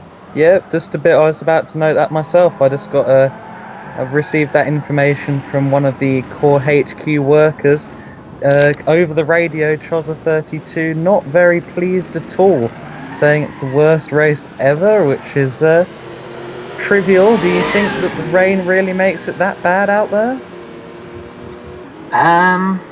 Well, he's in the prototype class, more power, less weight. The fact that the prototype cars have got less weight means they've got less mass to push into the ground at low speed. I mean, at high speed, their extra downforce will make them lovely to drive, but as soon as you get down under about 70 miles an hour, they're going to just slide around, and you've got so much power to spin them. It's so easy. So, you know, even though Chozza is right near is last of the prototype drivers, just getting around that. Yeah, perhaps it's boring for him because he hasn't seen the action we have, because he's down in 5th position, pretty much by himself at this point. Yeah, that's Plus, he's been off the road several times. Yeah, I would definitely agree with that. It's you know, in your own little space, you can feel like it's the best race or the worst race. You know, another race I'd point to for me was the Spa race, season 2, where I won that, but for over half the race I was all on my own, going, "Where's everybody gone? Has something gone wrong here?" And I'm on my own suddenly, because some races you feel so on your own that it's boring, and you know, you are slightly kind of bored by the whole experience. And there's other races where you're fighting for 6th position, 2 cars, 3 cars really close together. It's not for anything particularly important in terms of points, but it's a great fight and you have a great time, and it's just perspective, isn't it? You know, it's all about where you are on the track and who you're fighting with. Perhaps last year Sebastian Vettel would have rather been in a Marussia having a nice battle with the Caterhams and Jules Bianchi, rather than just cruising around out front in the Red Bull. Well, there's a difference when the sort of sums of money that Formula 1 is involved with, isn't it? You know, winning in that is a bit different to winning in this. Yes, I always forget about the financial aspects of motorsports. You purist, you. Yep. Glenel's 81 in the pits there from 3rd position. So it's Philo. Yes. Now, Philo, look how he's 14 laps behind because he hasn't got his wet tyres. So that's how much it can cause you by being on the wrong tyres at the wrong time. Yes. Yeah. It's definitely very hard to control a car in those conditions. I just want to point out, the timing screen is not accurate. There isn't only one driver on wet tyres. It's just the system failing to register the fact that there has been a tyre change. I would also hope that Philo didn't have a 15-minute Sector 2. Just, you know, sneaking a look at your timing screen there, as I'm up here in the box. It's a nice box here at Silverstone. I think, yeah, it's just very nice here at the new wing facility, the new pit lane at Silverstone. Beautiful box, exactly. It's a brand new pit facility. It's just been brought up. Great place to be broadcasting by any media thinker. So. Yeah. Oh, Chozza 32 there off, and we're having a bit of a issue here. Has there been a DC? Yes. It was Chozza, wasn't it? Chozza has disconnected. He's not on the screens anymore. Right, that's it. I think I'll be on that. We'll get the man downstairs, the pit commentary guy. We're hearing we've got some news here. We've got actual press release here by Tom Chorley, who is of course Chozza 32, saying he'd had enough of that. So we'll see exactly what's been going on with Chozza at the moment. Yes, very odd move, because when you think about it, Red Bull Rider didn't put in a bad stint yesterday for the team, and Red Bull Rider now leading in GTE, by the way. So I'm sure Pluck's the duck here. He's very happy about that one. His team leading, unfortunately the disconnection making that a bit more insignificant than it really should be. However, as I was saying, Red Bull Rider put in a very good performance yesterday. Now, did Chozza disconnect because, as he said a few minutes ago, this is the worst race ever? Perhaps he doesn't want to continue with it. Yes, he doesn't want to continue, but he's part of a team. He should be staying on the track. He should be continuing. Yeah. So Red Bull Rider is seeing this, and Red Bull Rider might not know that it isn't a disconnection. He would have done though, because it came off on the left-hand side of the screen a minute ago. It does. He has retired, not disconnected. Well, no, it doesn't say that. It only ever says that the person has left the room, and that comes up whether the person's disconnected or whether the person has quit. So maybe there was a bit of a gap between Chozza leaving the room and him leaving the track, in which case Red Bull Rider might be wise to it. Either way, that's got to hurt when Red Bull Rider does find out his teammate just, quit on the race, because there was still a chance for some good points out there today, especially with Glenn Alls obviously basically being an invisible driver due to Memto 89's retirement. He could have had an overall podium this weekend. Well, exactly. So it's not great really for Jota 32 to do that. It's going to be interesting how that develops over time. Yes, and of course, one thing this means is that because Chozza has left the race, then CCR can capitalise and gain more points. Exactly. Yes, and of course these two, I think they're both second and third in the championship at the moment, if my statistics are up to date. So that's a good championship fight there, and it's all swinging in CCR's direction for now. Well, and that's going to be good news for Glen Alls 81 and Memto 89. Please get in touch with us here in the commentary box. #Core on Twitter. What do you think of Jota 32's retirement during this race? Please send us your opinions, and we'll be happy to read them out on the radio.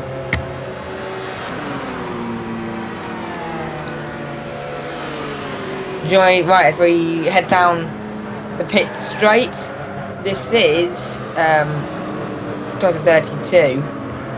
No, it's not Jota 32. Jota 32 is just retired from the race, even. Sorry, I beg your pardon for that. Zolomir Van Basten there in second position, trying to close up the gap between GTP Kane out front. One final question, I believe, for Plux. He's still with us, I believe. Who do you think? We'll go on then, Plux. So, first of all, two questions. Who's the winner today for Silverstone, and who's the winner for the championship? Which class? Both. Oh, it's so close today in the second half of this race between Stiggy and Zolomir. But if we were to take the overall standings, then probably THR will win in the prototype. And in the GT class, it looks like TMBO will take the honours again, because of course Freak and Rebel Rider, my teammate for this weekend, is non-existent. They're both non-existent pretty much because of drivers, teammates having bad races yesterday. So yeah, I think it'll be GTP Kane taking the. Oh, just noticed on the there's a big crash there. Zolomir, is that Freak hitting off Zolomir Van Basten on the exit of Luffield? Yeah, Zovo, I think, lost control there as he put the throttle down and went into the path of Need for Speed Freak. It's quite difficult to tell what happened from our camera angle. It looks to me as if Freak had hit him slightly. Now, who's the steward here this weekend? Who's going to be looking at that after the race? I'm not sure, but whoever it is, they're going to have a good look at that incident. Because look at what's happened here. Zolomir Van Basten crabbing, and we're hearing from core headquarters that that's going to be considered a racing incident. Yeah, so no penalties. But if that was considered a bad move and a penalty for that driver, then what would be the worst penalty inflicted for an incident very similar to that one? Plux probably has a better knowledge on me than this one, but I believe avoidable contact is around 90 seconds? 60 seconds, I believe. 90 seconds, I'm hearing from core headquarters, so I'm going to go with core headquarters over you. Well, it wouldn't. Yeah. Lots of cars in the pits. That's Mini Stiggy in the pits, Legacy in the pits, Freak in the pits, perhaps because he's got damage from the Zolomir Van Basten incident a minute ago. And here comes Zovo as well, and I believe Red Bull Rider 20 didn't pit, but Red Bull... Is it the latest round of pit stops? Has it started raining more? Has it stopped raining? Is it intermediates? What's going on? Oh, no, it's still very much rain falling. I don't think there's going to be any change at all. And stop and hold for 60 seconds. Why? I'm not sure on that. I think that's the reference to the 90-second avoidable contact. It would be considered a 60-second stop and go penalty. And of course, going in and out of the pit lane takes around 30 seconds.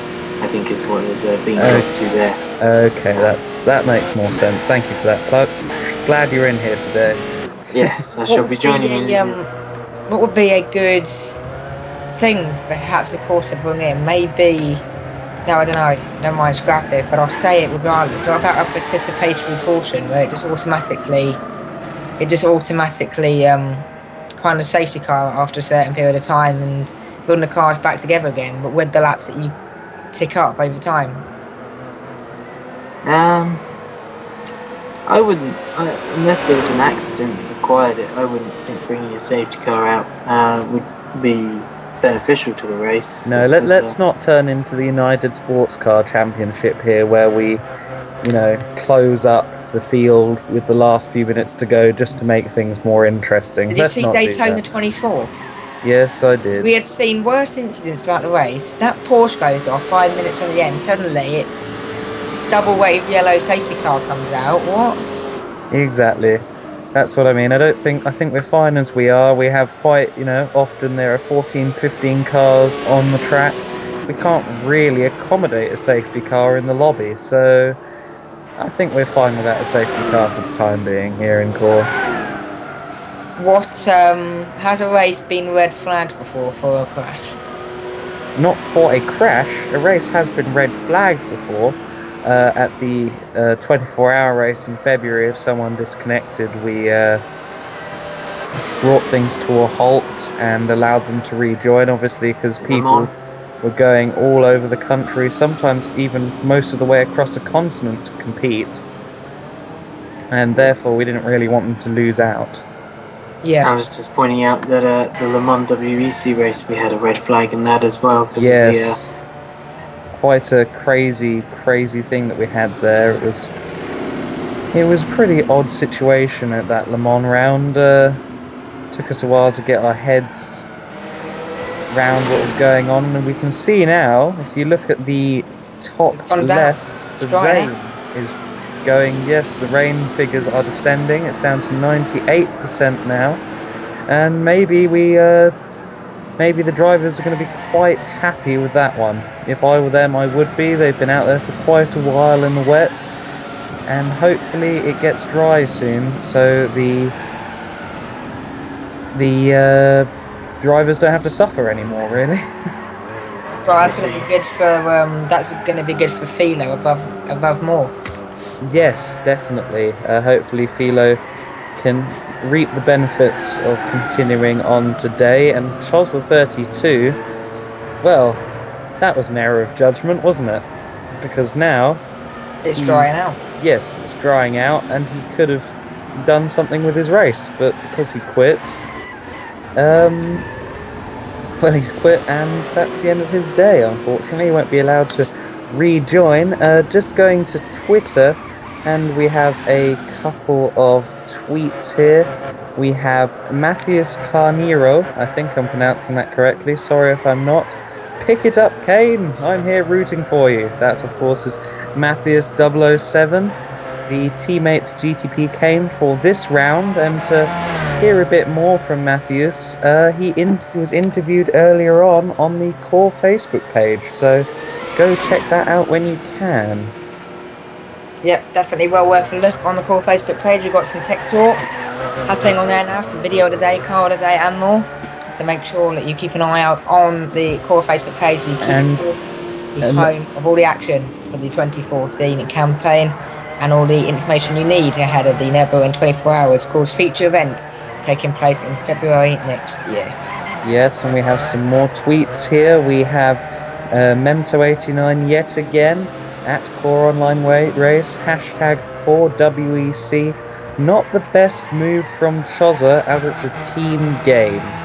I have to agree with that. I like Chozza 32. He's a very good driver, very quick driver, very spectacular driver, but that probably wasn't the best call. Yeah, exactly. Definitely not the best thing that you would want to go and do and to develop over time. So look at us now then. 1 hour, 15 minutes still to go in this one. We've got Fidesz near Fear, isn't it?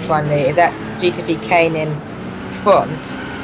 With a big slide at Cox Quants, that'll be interesting. But first of all, then, before we look at that, thank you very much to Pluxaduck, who is now leaving us here in the studio. So thank you, Plux, for your expert knowledge about That's how to okay. drive in these wet conditions. And hopefully we'll see you back on the track in the upcoming future. No problem. See you guys later. And there we go, Plux the Duck. I'm sure he'll be tuning in to the remainder of the stream with Red Bull Rider 20 obviously leading in his team's McLaren F1 GTR in that GT class. I'm sure he'll be very happy with Red Bull's performance. Perhaps even some negotiations in the background over the next few weeks to try and get Red Bull Rider to join the team on a permanent basis. However, I don't see Red Bull leaving AAR anytime soon. And look at this. The rain is going back up again. It was slowly, drifting away. Maybe the clouds were just vanishing, leaving us alone. And suddenly, everything is back to square one. The weather does seem to be increasing again. We're on 96%. I think now up to, still on 96%. Perhaps it'll go straight back up to 100, and the drivers won't even get to see the dry weather again. But look, now actually down to 95, so it's fluctuating a bit here, I think. There's a bit of ups and downs here. Core headquarters, I'm hearing some laughing in my ear. Thanks for the support, lads. Yes, so I'm just hoping for the driver's sake. They've been out there in the rain for quite a while now, particularly if you're in a Pescarolo, which obviously has no roof. Then I believe we're going to... I would feel that they'd want to be back in the dry conditions again now, but perhaps they won't see the dry conditions again, because it's back up to 96%. I'm not really sure what's going on with the weather at the moment. Typical British weather. Up and down like a yo-yo, and look at the weather that's going up. Yeah, it's going up, it's going down, it's going up. Like a yo-yo. Yeah, it's up and down like a yo-yo. I have no idea what's going on. Thank you for coming back and saving me, Luke. I think you were just showing Plux out the door. Bless those racing drivers, they're good at driving, but he couldn't find the door and he couldn't open the door, so... Oh well, we're back up to 97%, and I think we are here to stay in terms of rain. I don't think these clouds are going to depart anytime soon. Well, no, it's definitely one to keep an eye on here. We've still got just over an hour, and there's Glenhouse. Where's that? He's gone off. That's coming out. Oh no, did he go off? It appeared as if he might have done. Yes, he did. That's coming out of Stowe corner. So around club he goes now. Then, and Glenhouse has been a bit unstable like the whole day in this one. He's not looked like he's comfortable the whole day, and look, the rain going back up now. It's back up to 98%, so even though it looked like we might have some cloud break on the horizon, back up it goes. Rain continuing to fall here at the Silverstone at National Circuit, and still no respite for the packed crowds here today, still sitting with their umbrellas and their ponchos out throughout the circuit, and no respite either for the drivers out there, and especially for TNR Philo, who does not have the wet tyres, but he's still battling on, probably sliding around the whole circuit. He might be the most entertaining. Well, we initially thought he was just showboating, didn't we? And then we got the information in that it seems like he doesn't have wets. So just getting some experience in for the Core Rallycross Championship, which should be launching soon. Of course, yes. And if you've ever read or listened to Jenson Button interviews, you'll have learnt that his unfortunately now deceased father, back in his karting days, he refused to buy Jenson wet tyres. This was in order to help Jenson with his car control. And now, of course, Jenson Button is one of the best F1 drivers in the wet, so perhaps this could be beneficial to Philo in the future. And look at that. He's definitely trying. Bless him. How he hasn't completely destroyed that car by now, how he hasn't even made one contact with the wall, is surprising. Now, in the past, this wouldn't have been a problem for him, because in GT5, there was a bit of a glitch, a bit of an error on Polyphony's part, where the racing soft tyres were actually up there among the best tyres to use in wet conditions. So obviously that hasn't crossed over onto Gran Turismo 6. They've solved that problem. I'm sure Philo will be cursing them for that. Now, some things to talk about heading off for 5 minutes and looking at Gran Turismo itself. There was a promise of a track editor for the phone app. Then there's some promise of some more DLC, but we haven't seen DLC in quite a while. So looking at Philo going off pirouettes after pirouette after pirouette. tree. That's more than a 360. That was about a 720. Yes, that was impressive. That was. So how is Gran Turismo sort of expanding now? Because we had all that Senna DLC stuff, but apart from that, it seems to have died down slightly now with the download. I wouldn't say it's died down. Since the Senna DLC, we've had the inclusion of the Red Bull Ring, the Lexus VLN race car. We've had the Toyota TS030. Obviously, the LMP1. Are these just concept cars? The Toyota TS030, you know what that is, don't you? It's the LMP1. Yeah, it's good. Yep. And of course, we've also had the announcement of FIA Online Racing Championship being included next year in Gran Turismo, and that's a big advancement for the FIA to approve circuits on Gran Turismo, for the FIA to think Gran Turismo is good enough and big enough for an FIA accredited championship. That's definitely a landmark, not only in Gran Turismo history, but video game history as a whole. Well, exactly, because you've got Forza, which have the championship being broadcasted on Motors TV, but now this brings Gran Turismo sort of alongside Forza as a major. It's a case of anything you can do, I can do better. Because obviously, I forget who exactly runs it, but there is indeed a touring car championship with MSA approval on Forza. And now, Gran Turismo have just gone and got the whole FIA caboodle. So We're hearing it's brightening up, but the rain's still on 100%, so I don't know what the guy is talking about, he just told us that. No, it is a bit lighter out there. I think the clouds are maybe, parting slightly. The rain continues to fall. But I do think that by the end of the race, we should see conditions are slightly less horrid. Now, what a cool track would that be to go to? The Red Bull Ring, the A1 Ring at Spielberg with these cars. Oh, that is happening. There's been a change in the calendar. I believe it's, correct me if I'm wrong, Core Headquarters voice in my head. I believe it's Bathurst. Yes, indeed. Bathurst was meant to be the season finale this year. However, due to Bathurst is out, is it? Yes, Bathurst has been taken out. I think the drivers perhaps said, no, I don't like this idea. So the drivers campaigned, they got Bathurst taken out for safety reasons. And now we are having the season closer at the A1 Ring. Well, what a cracking or the circuit Red that Bull is, Ring, as I always want to call it, the A1 Ring, since I grew up with it. Well, the A1 Ring, it hasn't had racing, has it? Like, properly since the early noughties, and now it's good to see it back again on regular racing calendars. Yeah, it's been going again for a couple of years. I think 2011 or 2012 they reopened it in European Le Mans Series, DTM. I know that the Boss GP Championship that run slightly older Formula One cars, they've been going there for a couple of years now.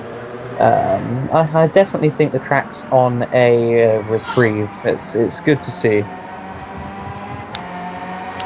Yeah, it's still relatively the same circuits, of course, that was running during the early time, still for very similar events there as well. We just saw a kind of background have a small spin, it appears, coming out of Aintree, so that'll be interesting to see what's going on there as well. Red Bull Rider very sideways coming through Luffield, just currently chasing down Legacy in front in the Pescarolo. I don't think he'll be doing that though. NFS Freak having a bit of a Near Fear having a bit of a spin there.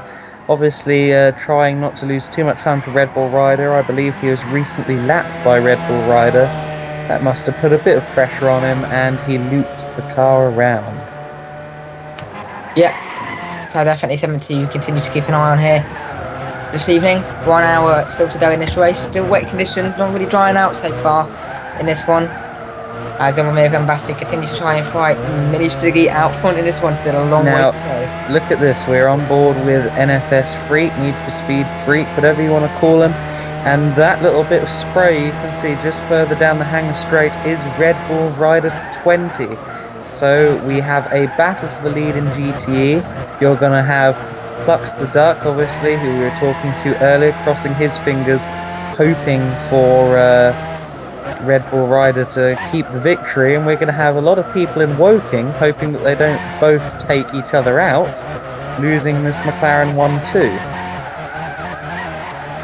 Yeah, and after 2 hours in wet, the gap is only down to 4 seconds between these lot. So very, very, very close indeed. 2 hours of wet racing. Now, by this point, you're starting to get tired. By this point, you're starting to lose your tyres because you've just been doing them on wet conditions for so long. By this point, your car might be pretty much destroyed after hitting the wall so many times, and now they're still going with each other, and only that amount of gap left between it. It just shows the class of the field in this one, how good the drivers actually are while driving in these very treacherous and dangerous conditions.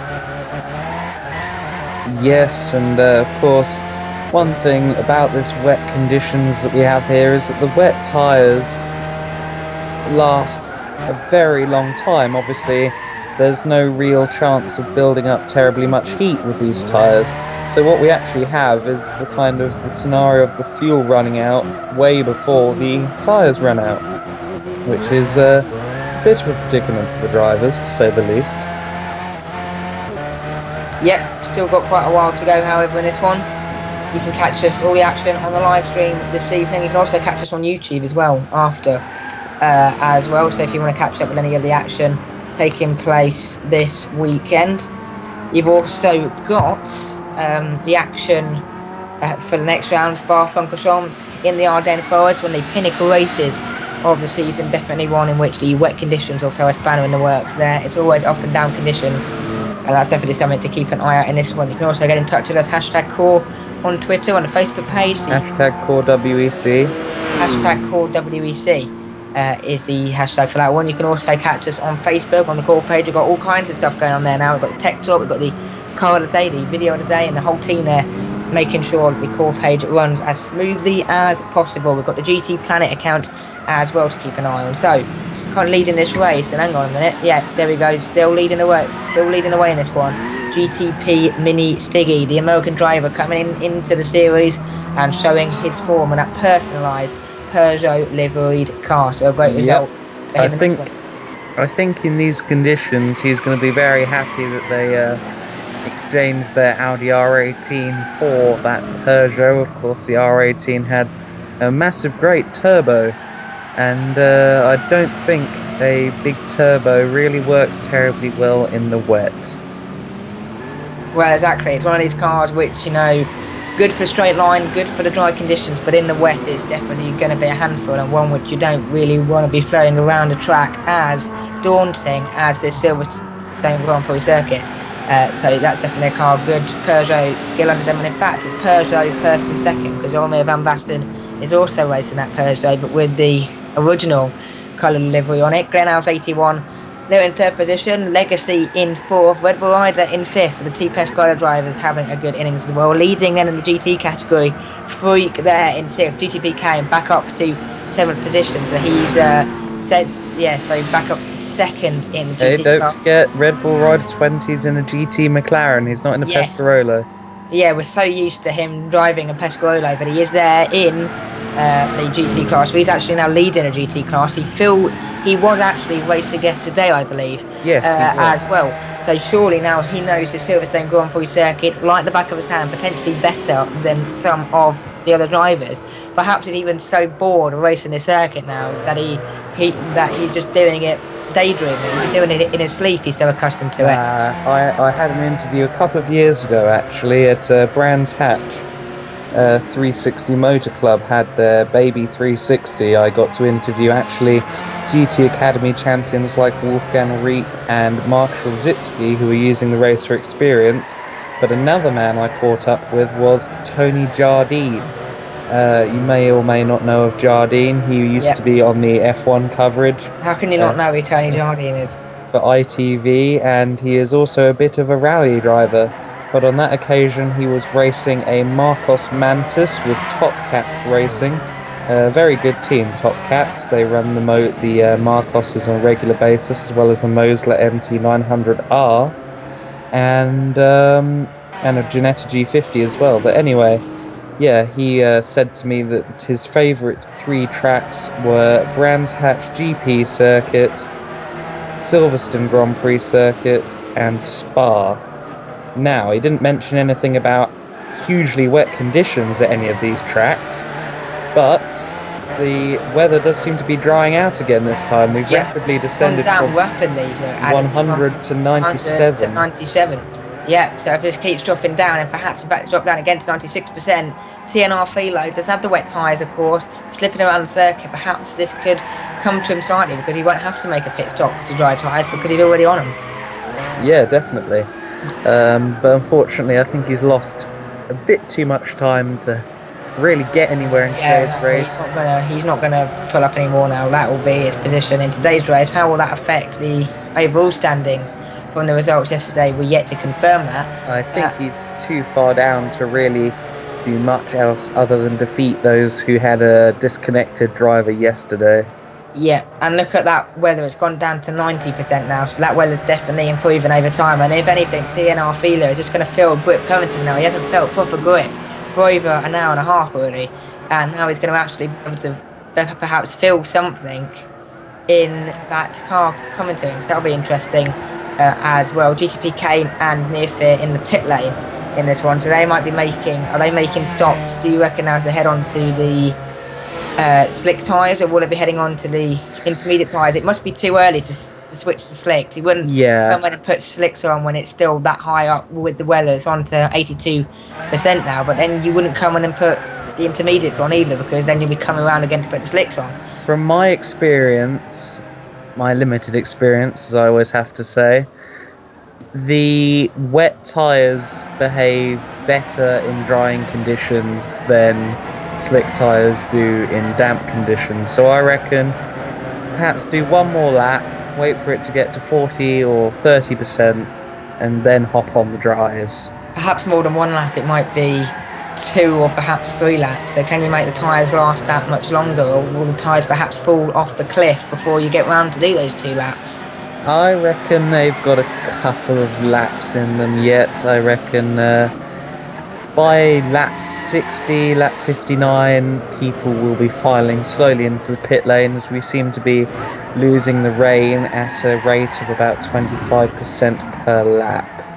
Yeah, so that's definitely something to keep your eye on. About 2 laps time, we should be back down to 25%. Now, is that the weather falling onto the circuit, or is that the weather on the circuit? Because even though it might be on 0%, it might actually still be wet out there for quite a while all that rain dries up. Yes, and one thing I've just heard from the paddock is from Memto89, who's obviously sitting there somewhere within the paddock watching this race, obviously watching Glenal's progress. He's messaged into Telcor headquarters and us that he stays on until 0%, so he doesn't lose 30 seconds in the pits, and he doesn't have to wait for the dry line to put on the slicks. Because the dry line would already potentially be on there from the guys who put on the slick tyres slightly earlier on, so then he can come out there, not burn up the slick tyres, and just get straight on it from the word go. Yeah, because 0% doesn't always indicate a dry track. As we saw earlier on, we started off with a track that was just drying again from an earlier rain shower, and there was, still a lot of spray, and I think we're just developing a dry line at that point. But and also this dry line might also improve some people who go off the line, because if you go off the line, then you're still going to have the wet areas with the dry line. So then if you're on slick tyres, take a deeper line going into one of the corners, that's just going to throw you completely off course. Plus the wet lines, or the white lines even, will still be treacherous to go on. So if anything, even though you have that dry line, could it potentially be more dangerous in that kind of conditions than when it's full wet or full dry? Because being full wet, it's all the same, whereas being half and half, you still got that uncertainty in places. Yeah, I think this is going to be a very interesting time for the drivers. They're going to have to be a little bit careful out there. And I've just got a tweet in. A tweet from Matthews007, or I think I'm going to try it again, Matthews Carnero. My last name was butchered live in the internet, #core WEC, so clearly my pronunciation of Brazilian surnames isn't quite there yet. Well, I don't think that we're going to be breaking any Twitter records with the number of tweets we've added today. We're definitely not trending at the moment. Oh well. We're getting some good feedback, getting some funny tweets from people. As things go on, I'm sure we'll get more interest, and of course as the followers continue to grow, we'll have a bigger core sphere, as I like to call it, perhaps a core universe. Core fans, core drivers, and as the championships grow, core everything, why not? Well, exactly. Go on the Facebook page, the Key to Core really, as well as the GT Planet section as well. It's definitely the hub, of course, to make sure you have everything all sorted for the rest of the 2014 season, the N24, of course, in February, and then all the action and all the preview ahead of next year's exciting prospect of the 2015 Core Championship, and hopefully as well, potentially the prospect soon of Gran Turismo moving onto the PlayStation 4. That will potentially make Core grow to a new level indeed. Yes, and now I'm just going to make you surrender your microphone for a few minutes, Luke. We've been joined in the studio by Mento89. Obviously, he was sitting in the paddock listening in and watching, and he's come up for an interview. Hello, Matt. Or Mento, sorry. Hello. So, what are you making of this one so far? We're just over 2 hours in. Your teammate's in 3rd place.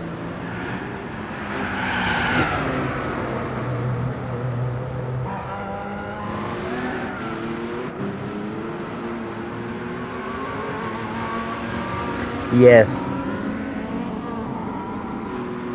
We had this discussion yesterday, didn't we? That you were just beginning to close in on Ninchin when you disconnected yesterday.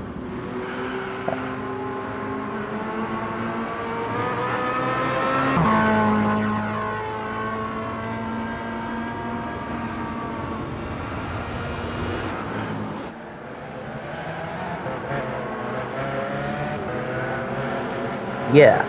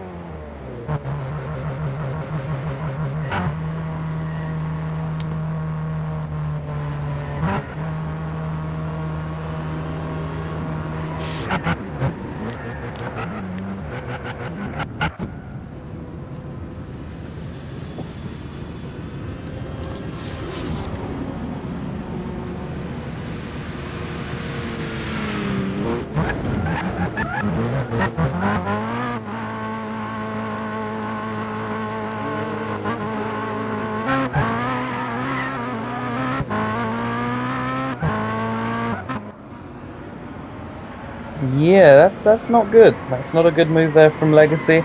Having a bit of a sideways moment. He's going to be able to recollect that though, and he should carry on his...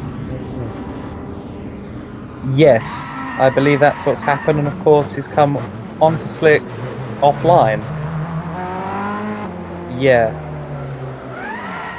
Well, I think because on Gran Turismo 5, yeah, done it again. If you were... I'm not sure if you recall, but I think it was on Gran Turismo 5. Wasn't it a case of once it hit 0%, it was basically dry? Yeah. So perhaps some of these guys...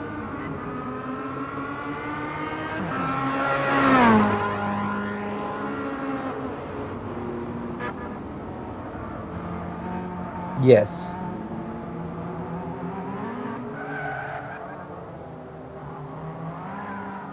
Yeah, I think maybe this is... Oh, he's off again. I think this is a bit too soon here from FRT Legacy, and Oh, I don't think it's worth going back onto wet tyres, but he's definitely going to have to be a bit careful for these next couple of laps, isn't he?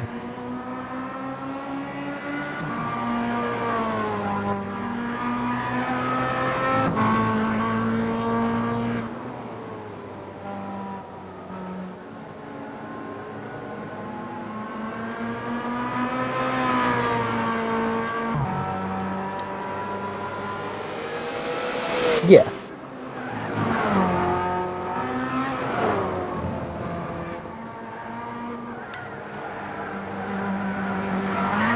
Yeah, he's not doing too well at the moment, poor guy. Just struggling to find his groove and stay on. Oh gosh, yeah, Zobbo, is he on slicks as well? You think he's made contact? Ooh. Legacy's just gone off at Chapel, so more people finding it difficult. Again, the rain's gone, 0% on the left-hand side, but the track's still wet. Yes. Extremely wet. And anyway, you were talking about yesterday's race, Mento?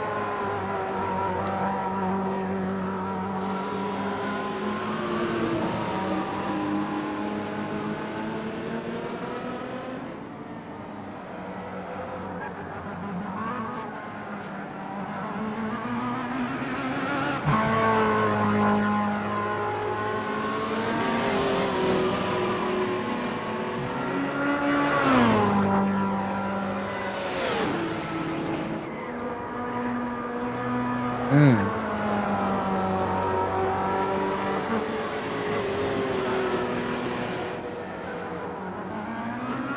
Yeah.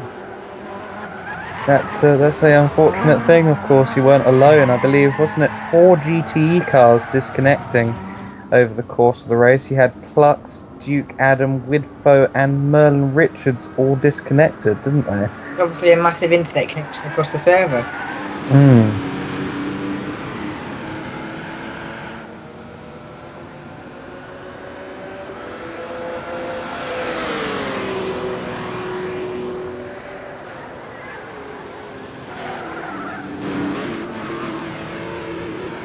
Are these connection issues to do with the individual drivers, or is it to do with the Gran Turismo server? What kind of causes the disconnection issue when it's on a mass scale?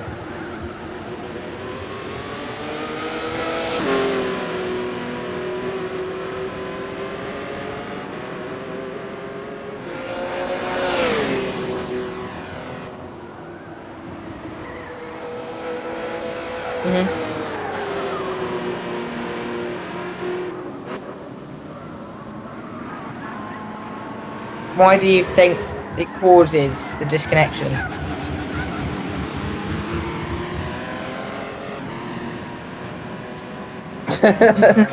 A very rather basic explanation of polyphony digital there, but that might just be the case. And of course, today we haven't actually seen any disconnections, although we have seen Chozza 30. Yeah. Oh, he's gone. No, he hasn't. Oh. Yes, that was He a got bit. the power 2 down again. He got the power 2 down slightly early coming out of Brooklands. It appeared he nearly lost. Yes, it was. He's back on slicks, yeah. Yeah, I think they're all on slicks at this point. Now we see dry lines around the track, but there are still some squares. So how long do you reckon it's going to take until that dry line develops the whole way around the circuit? Because now I'm guessing it's still going to be an ice rink out there in places.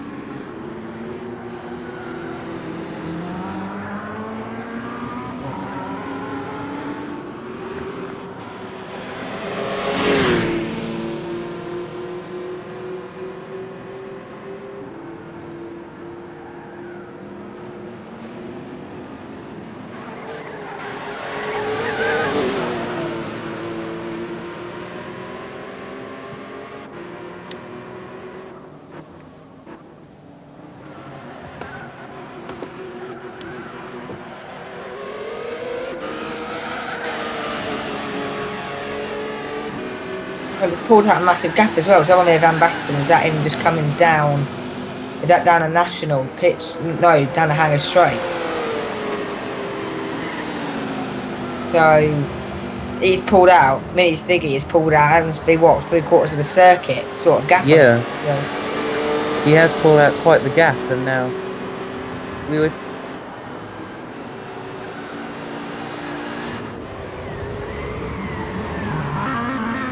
GT Stick is going through entry. Yeah. Yes, I'm not sure what's happened to Legacy. I think he lost it on the second turn of Maggots Beckett and found himself going across the grass. Now, talking Well, and of... it's the speed as well that these cars go down. Because when I went to the Silverstone Classic a few years ago, I saw these Group C cars take that Maggots and Beckett section, and they're gone from Cops Corner to the top of Chapel in about less than 7 seconds. So losing it there, even if it's just a slight loss, look how much area you can lose it. Yeah, Zolomir that's coming out of club. That's a big moment. Of course, this doesn't help him at all because Legacy going out wide, they're nearly collecting the recovering Zovo. Is that Legacy? Zovo, Is he now on Zovo's lap? I believe so, yes. But anyway, yeah, Zovo, of course, he doesn't need to be doing this. He needs to try and keep on track. Easier said than done, of course, but he needs to try and stay on track so he doesn't completely lose touch to Mini Stiggy. And also Grenhouse will come up behind him as well if Zovo keeps making small mistakes. Yes, and anyway, I was going to say a couple of laps ago, we're talking disconnections. Of course, we haven't had a disconnection yet today, but we have had Choza32 leave the room prematurely. And, Memto, what do you make of that? Team spirit out the window?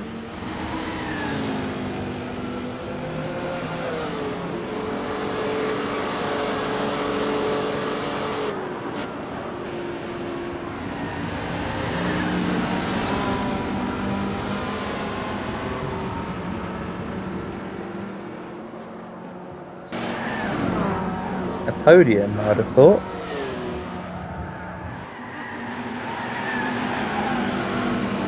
Well, look. Yeah, exactly. Maybe we should be asking Red Bull Rider towards the end of the race what he feels about it. Because he's the one that's going to have the biggest view. Yeah, I was intending to get an interview with him later on this evening after the race, and of course he's done 2 races today. He's experienced things from both ends of the perspective, GT and LMP driving. He'll be exhausted. I'm sure he won't want me to be picking on him too much, but I want to know about the differences in the wet conditions between the 2 cars, and also I want to know how he feels about this. And look at that! Legacy needs out Zovo. Yeah, I don't think he could do much about it. He put the power down too early, got a bit of a wiggle on. Good on him for keeping that on the straight and narrow, I'd say.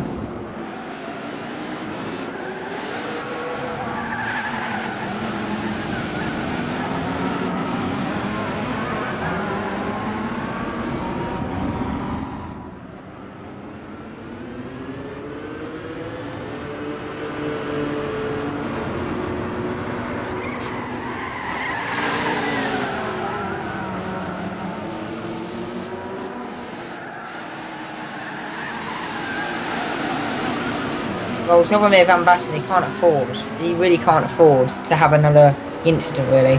Because he's just losing time to Mini Stiggy, he's losing time to Glenhouse. So he needs to just be careful and hold off that second place before he loses more than he wants to here.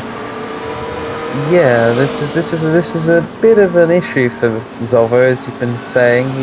Now, if I was Zovo, why don't you just let Legacy go? You've got 41 minutes of the race left.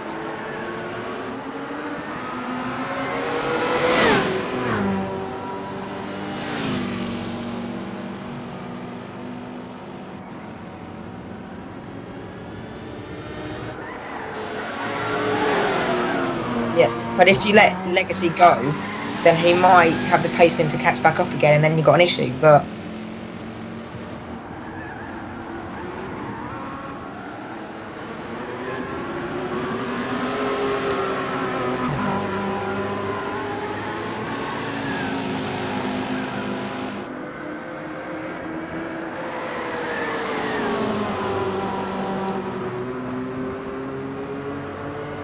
Yeah.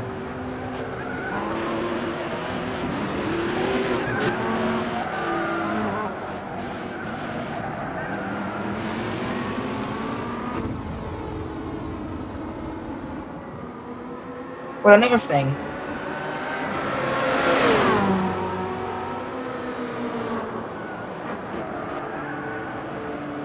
Well, Legacy is. Oh, Oh, was that contact?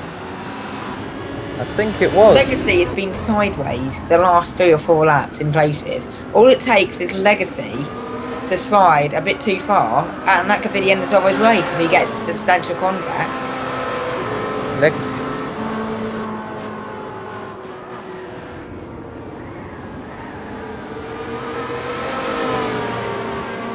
But then you've got this here.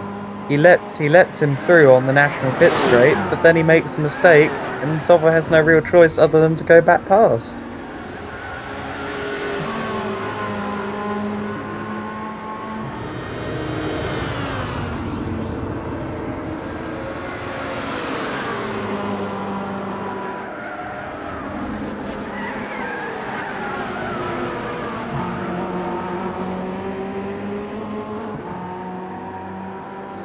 Yes, it might just quickly moving slightly off this battle quickly. Since the European season, we have seen the grids growing slightly. However, 9 this race, it's not been the most impressive grid so far today. It's not been the most impressive turnout. So, well, how are the grids looking? That was a lot of that was. Well, we had, wasn't it? Merlin, Richards, and Widfoe were both meant to be double stinting this weekend, but they both disconnected, and I think they no longer saw much point in showing up for today's race. And Dirty Tatty's replacement teammate Duke Adam 46 also had a disconnection yesterday, which kind of made it pointless for her to show up as well. Yeah.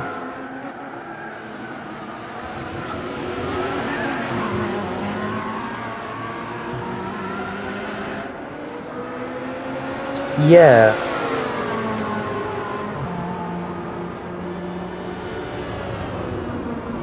Once again, it comes down to this whole team ethic, teamwork, and just to think of your team. Because, yeah, you're losing points. You're perhaps, in the long run, you could look back at it. AAR could look back at this. They could be 3rd place in the championship, say, behind CCR by like a point. And they'll be able to go back to this round of the championship, look at the video on YouTube, and realise what cost them those points. Legacy. If the championship at the end comes down to 1 or 2 points, and Zolomir Van Basten, I don't know, he's just what's he doing?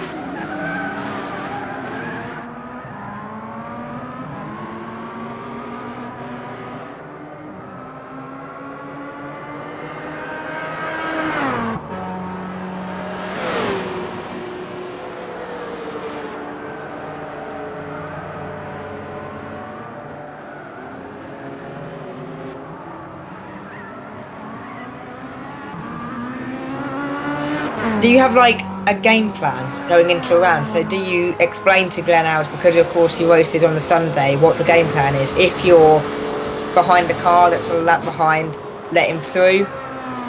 Let's say you're 20 seconds behind the car, then do this. Do you sort of discuss things so you know what sort of the plans are going into a weekend?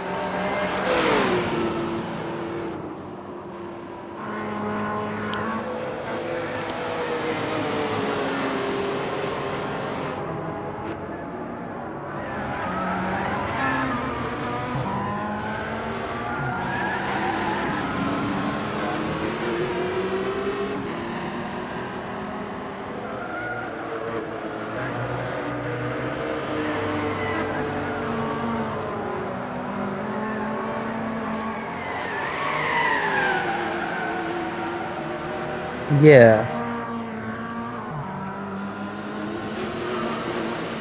That's the thing, he does seem to be very good at just providing that last 5%, doesn't he?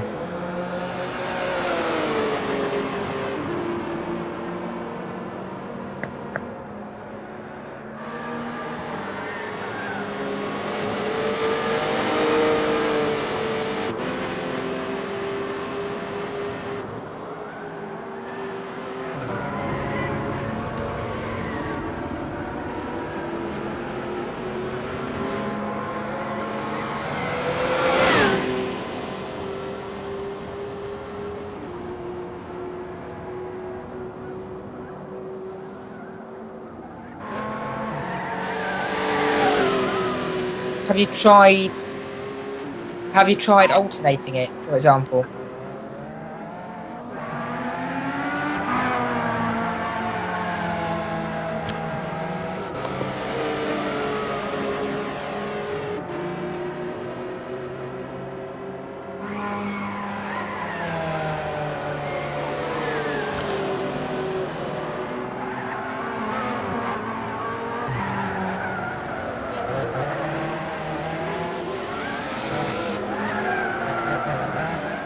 Now, I'm not seeing any more spray. I'm seeing what looks to be quite a nice looking track. Is the is bone dry now, is it?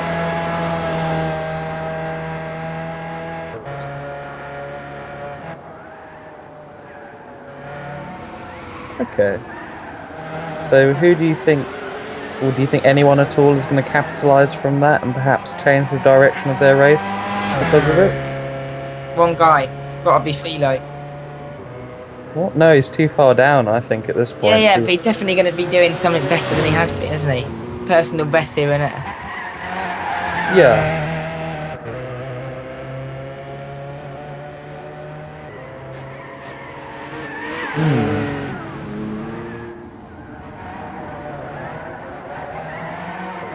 Yes. Yeah. If this rain had stopped an hour ago, then maybe we would have seen something. But it's getting too late, really, for it to change anything.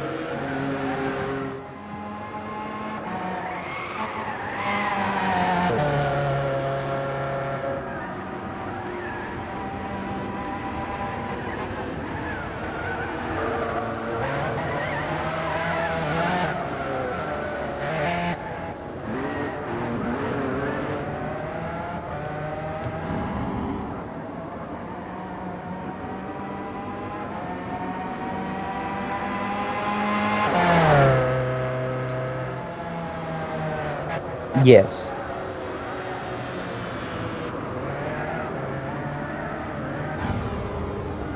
I was thinking, do you think GTP Kane might be able to reel in one, if not both, of the McLarens before the race is over? What's the gap, though? Yeah. I'm not 100% sure of that. It must be about at least 20-30 seconds. Because he wasn't right there, was he? If not more, we did see him make a couple of slip-ups. Here's a screen. Yeah, the gap between Red Bull and Freak is 30 seconds. And GTP Kane has had some off laps. Last lap, 2 seconds slower. So perhaps GTP Kane may not be able to challenge. He's going quickly, look, 52.5, but I believe... That's the best lap, so that's done whenever. He's a lap... yeah, sorry, I'm looking at the wrong bracket there, but he's on about the same pace. Yeah, 0.003 of a second, but he is a lap down, isn't he? Is he a lap down or has the screen not refreshed yet? No, he's a lap down. Either way, he's well over a minute down. I don't think there's enough time really for him to capitalise. Well, it appears as well that Red Bull Rider has got to do something disastrously wrong really here to lose a 30-second lead with only 25 or so minutes to go. Yes, I go along with that. So the conclusion here being is we've got the winner of both categories with half an hour to go. Not necessarily, but go on, Memto.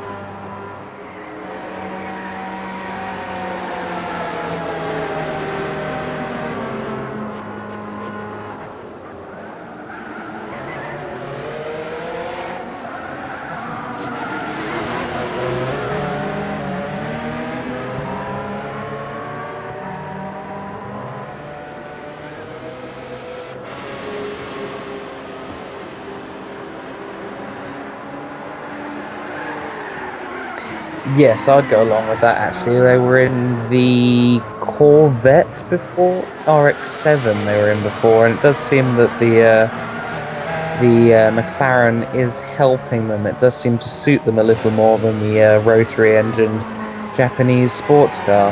Right then, Memto, one question which I have. We asked Clarks a bit earlier on who he thought his championship winner was in both classes. Who do you think your championship winner is for the two classes this year?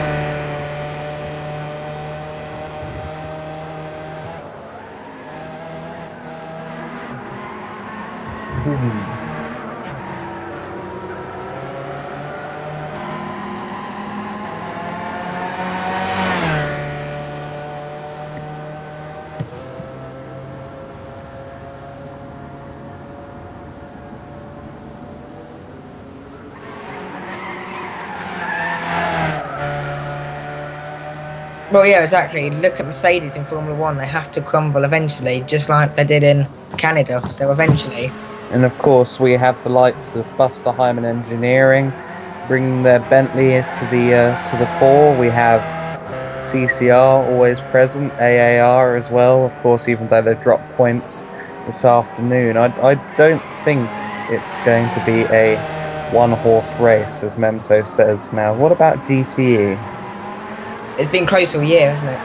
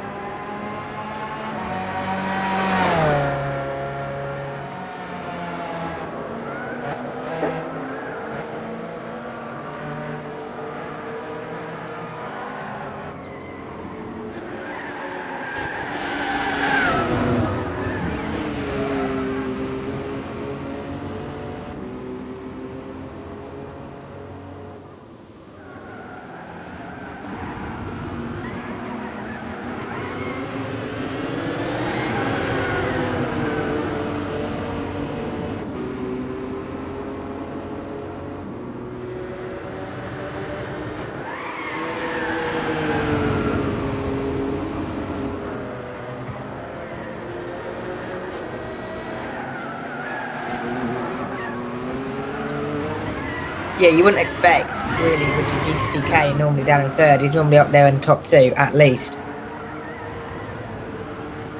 This Philo there just had a little bit of a off.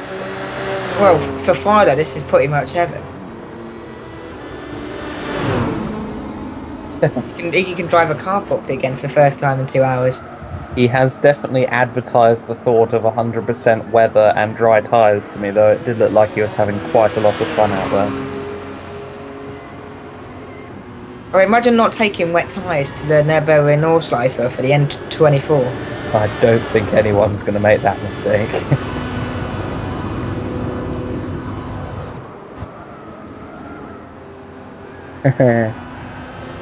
Be quite something if it ever did happen, though, wouldn't it?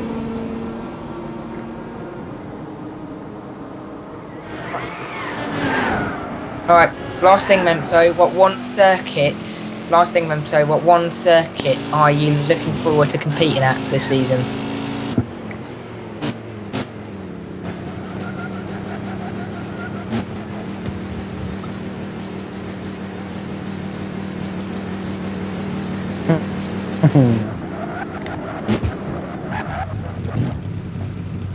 Perhaps the prospect of the Red Bull Ring or Spa next time out?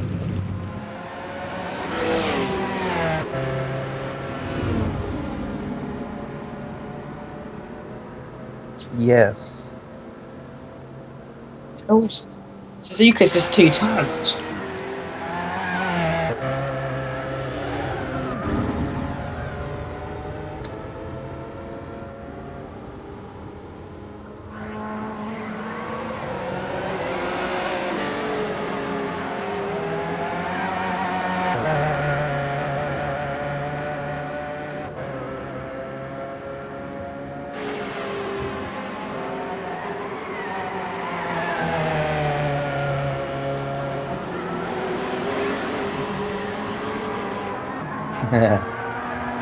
So yeah, you've got some good history around that circuit, so it's obviously one which you get on well with.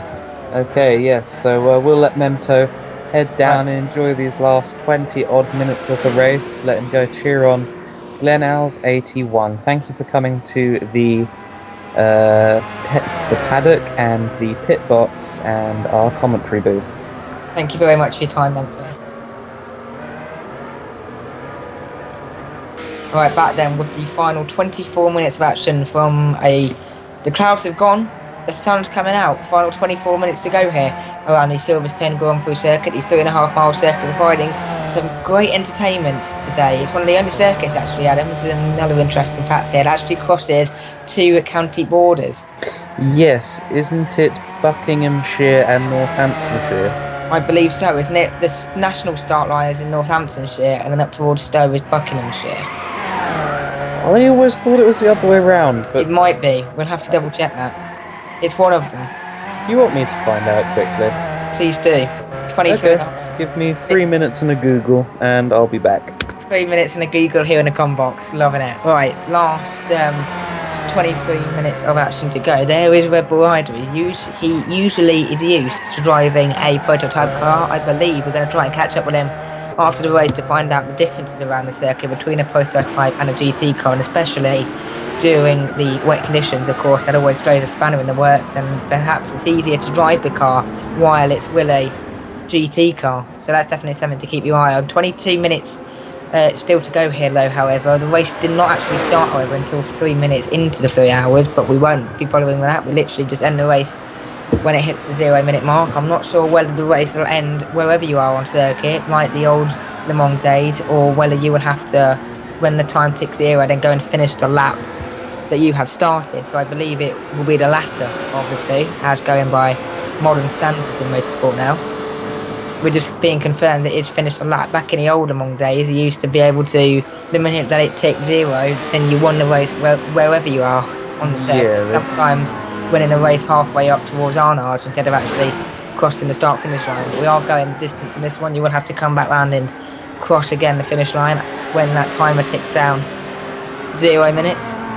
Yep, and I've just done my Googling, and from what I can make out, it is the Stowe kind of area of the circuit that's Northamptonshire, and the old National Pit Straight that is in Buckinghamshire. Sorted, good stuff. Yep, so thank you Google for that one. 21 minutes and 36 seconds remaining here, 75 laps completed. Obviously would have got a lot further today if it wasn't for that pesky rain cloud, and we have Mini Stiggy in pits for the final time, and isn't that a brilliant illustration of what a gap he's built for himself, that he's in the pit lane, he's almost got a lap on Zovomir Van Basten. God, what's the point of risking the tyres with 20 minutes to go? You might as well come into the pits, get a fresh set of boots on, and off you go again. Yeah, you're not going to last another 20 minutes on worn tyres. But it's just a good showing of exactly how, exactly how far away Stiggy is now from Zovo, as we see in the background FRT and Glenals just behind Zovo. Oh, hang on a minute. Glenals a minute ago was in third position, so Legacy has it been a pit stop there, a mistake, or is that just Legacy managing to get his head in gear and chase after him? I'm not sure, but either way it's a compelling battle, isn't it? I believe Zovo has a lap on them, I think. But it's still amazing, really, isn't it? We've had 2 hours, just over 2.5 hours of racing.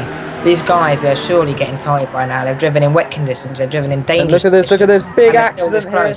Big crash. FRT Legacy, Glenals, what just happened? I think FRT got a wheel on the grass. FRT was on the inside, and he nearly budged into Glenals coming out of Chapel. Yeah, I think he got a wheel on the grass, spun. Glenals got a place. They're both going to have damage.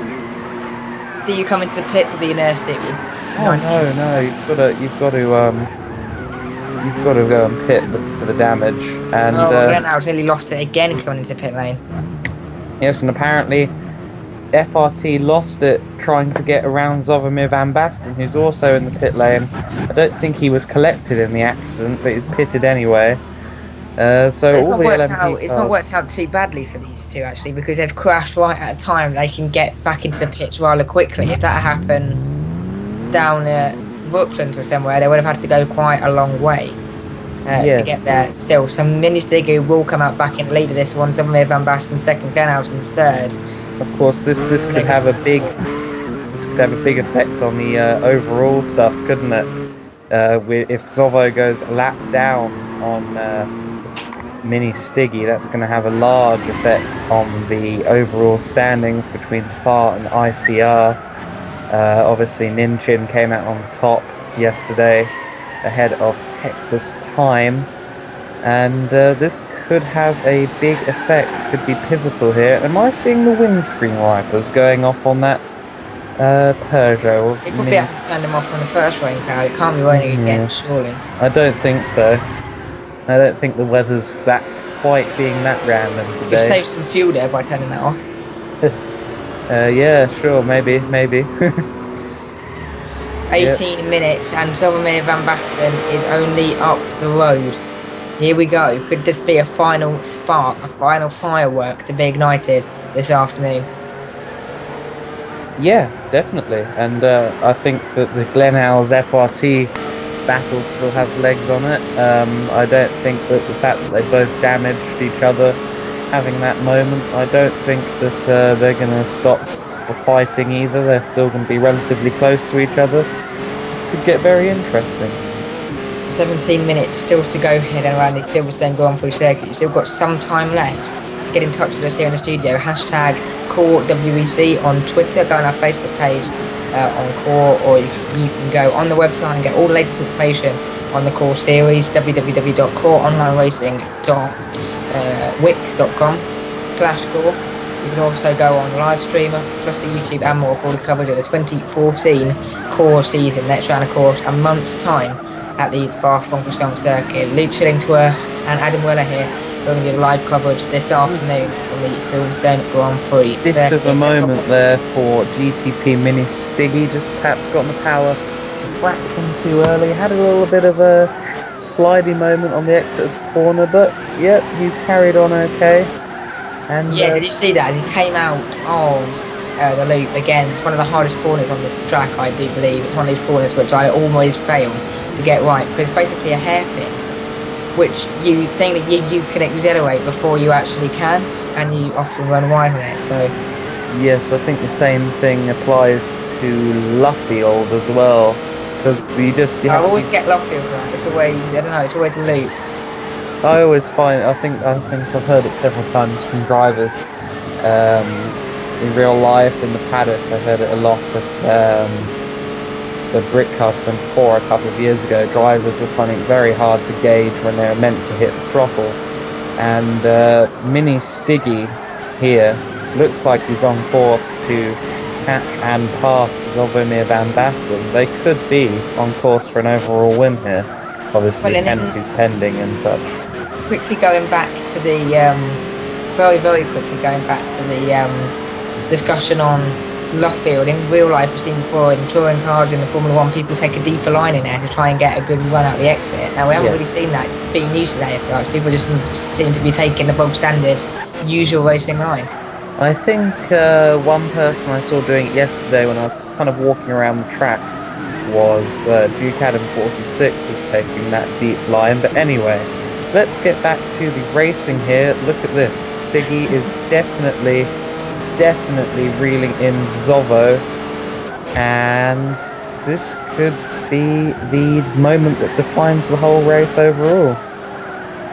Well, it could do indeed. It's going to be interesting to see how that comment we made. We've got some interesting messages come through Core headquarters at the moment. Then, so you can see Matt Story loving it in the Core headquarters, obviously enjoying the race at the moment this afternoon. Probably sitting there relaxing, enjoying the action this afternoon. The Bernie Eccleston, if you like, of the Core Empire. I guess you could say that. I'm hoping that he's not thinking of putting sprinklers on the tracks or anything Going to like Azerbaijan, that. perhaps Baku. I hope he's not going to decide that we don't need Monza on the calendar either. And look at this as they go into the corner. That's contact. That was contact. Now, did they get damaged? Did either of them get damaged? No, they both carry on past the pit Perhaps lane. some bodywork damage, perhaps some scrape that needs to be kicked out. But apart from that, Yeah, it nothing. all looks pretty clean. Nothing too bad at all. This is quite the important moment, though. Message that is hilarious. Message on timer screen. This is important. Yes, but this is important. This is something that could define the race overall. Thar, obviously, very competitive team. I know Ninchin is a very competitive man. Probably watching this live stream right now, and So, he's telling Zovo to get on with it and if make Mini sure. Stiggy laps Sovo, then that is a win for Mini Stiggy overall. Am I correct? Potentially, I'm not sure exactly of the maths. I'm just getting onto core headquarters about that. They're about to provide me with an answer, and Jaromir Van Basten, it seems he's got the exits perhaps sorted out. It seems on the entrance, Mini Stiggy seems to have it. But on the exits, Jaromir just carries the speed, perhaps more on the exit speed. yes. Now, of course, well, one thing we are having problems with among the people to disconnect. He's got him. He's done Yes, it. he's got him. He's got him. That's Going a through good move. Beckett's and Maggots, that is it. Mini Yes. Stiggy has put a lap on Jaromir Van Basten, and that could have major implications for the overall race standings. We're still trying to confirm. Well, we aren't going to be able to confirm, unfortunately, because there were so many connection issues. One of them did before Matthew's story, and there was issues with the timing as well up in the up here in the wing, and we did lose some of the data. So we are going to find out eventually what happened when the stewards look upon everything. But for now, we can't really confirm whether that is a lap down and therefore a victory. But we can strongly suggest that this race is slowly slipping away from Thar, and that Texas Time might have done enough yesterday to allow Mini Stiggy to win today for the team. Well, it's going to be an interesting one to find out. We're still waiting for confirmation on that, but we'll bring it all to you whenever we get it. If anyone from home knows what's going on, knows exactly the score, please get in contact. #CoreWEC with that one. Again, if you're interested in joining us at Core, if you're interested in becoming a driver at Core, if you're interested in becoming a commentator at Core, anything involved with setting up the race meetings or anything else, then please get in touch with us at Core Online Racing, www.coreonlineracing.wix.com/core. If anyone is interested in getting involved with Core, becoming a driver, taking part in some of these exciting races, then please get in touch. We'd love for you to join in the action. The Twitter again is at Core Online Race. Yes, and and if I'm reading out the tweets, I promise I'll try my best not to butcher your name on live stream. I apologise once again to Matthews for that. Matthews putting in a great performance yesterday in that Ford, and he did have quite the gap over the rest of the field yesterday, so I think Kane has still done enough today to allow the TMBO team to score an overall win here at Silverstone. Yep, still got 10 minutes to go here though, however. Yep. Now this is where fatigue is going to start to really develop with these drivers, especially Red Bull Rider. They're driven for 2 hours 50 minutes in treacherous conditions, the worst conditions that you can have in one of the world's probably most exciting tracks to drive on, most daunting tracks to drive on. Red Bull Riders did 3 hours yesterday, so he's coming up to a 6 hour of racing. How do you now manage the car to make sure that you don't make any final mistakes which could cost an overall victory? This is a very dangerous time, actually. I think the main fatigue period would have been about 50 minutes ago. What he's now got to be wary of. Yeah, because you know you've got that time to go, but now it's just 10 minutes to get through it. But no, what I'm going to say is that he's now got to make sure he doesn't let his mind slip too much, doesn't get too relieved, doesn't get too relaxed, and then makes a mistake. He's got to keep his concentration rather than just like start thinking, this is it, we're done, we've I've secured a Sunday race victory, then lose it by making a silly mistake because his eye's not 100% on the ball. So he's just got to, have a nice balance between relaxed and concentrated at this point. Just make sure you don't slip off it and you're still on it until the end. But Yes. in 1988, we always refer to that one, don't we? When we talk about fatigue, of course, Senna backing off slightly towards the end and featured in the wall coming into the tunnel. So make sure you've got to stay on it right until the end. And that could be vital for the action. And going back to this action, whether Kane might be in a position to take second position here. GTP Kane currently lying third in T class, but is he closing in on the cars in front? Freak is next on the road, and Kane has been setting some potentially quick laps. So this could be a key battle here then for second position in the Sunday GT class. But with only definitely. 8 minutes to go, has he got enough left in the tank to really go on and seize this result? Oh, I'm not convinced that there's enough time, but there might just be a chance. yep, GTP Kane in that 4GT40. We've seen the two 4GT40s with Fo usually William in this one. Or no, it's RS usually battling with GTP Kane. Then to usually have quite a lot of high octane battles, usually a lot of side by side battles. So perhaps GTP Kane is feeling a bit lost today. He doesn't have his great rival there in the other 4GT to really go off and get him. Yeah, I've been thinking that actually. It's a shame that RS96 in the other Ford isn't representing FRT, because of course they've had some really good battles this year. Refer yourself on Core TV to the Laguna Seca race. That was quite something to watch. Battling together for the best part of 45, 50 minutes maybe? Most of the race they were racing each other there. That was a brilliant occasion, and it's I hope we get CRS back in the series soon so we can have more of these great battles between the two drivers that appear to be very, very, very close. 7 minutes still to go in this one. GTP Kane trying to close up on Freak. Has he got enough in the tank? Potentially not. So this is where he's going to come into his own. In fact, GTP Kane wide coming through Chapel. Yeah, I think he's pushing very hard to try and do this. Just shows how hard he's pushing to try and get that result. The best lap of the race actually is the best lap set by Kane, 1 minute 51.648. As you can see on the top right of your screen, and I can guarantee you'll probably be beating that in the next few laps as he tries to close down Freak. Actually, that gap's not too much. Freak going through the second part of club now as Kane's going through the first. So perhaps Kane may be able to do this. It's going to be interesting to see if he can pull this one off or not. Well, yeah, I'm very impressed by GTP Kane's pace. I believe the qualifying time yesterday was a 1:53 dead. That was the pole position time for Merlin Richards. And he's almost 1.5 seconds clear of the quali times, which is amazing. It just shows how important GTP Kane will love to get the second place and convert all the hard work he's put in today into that key result for him, which will be that second place, because it adds another few points on to the board, which helps with his title push.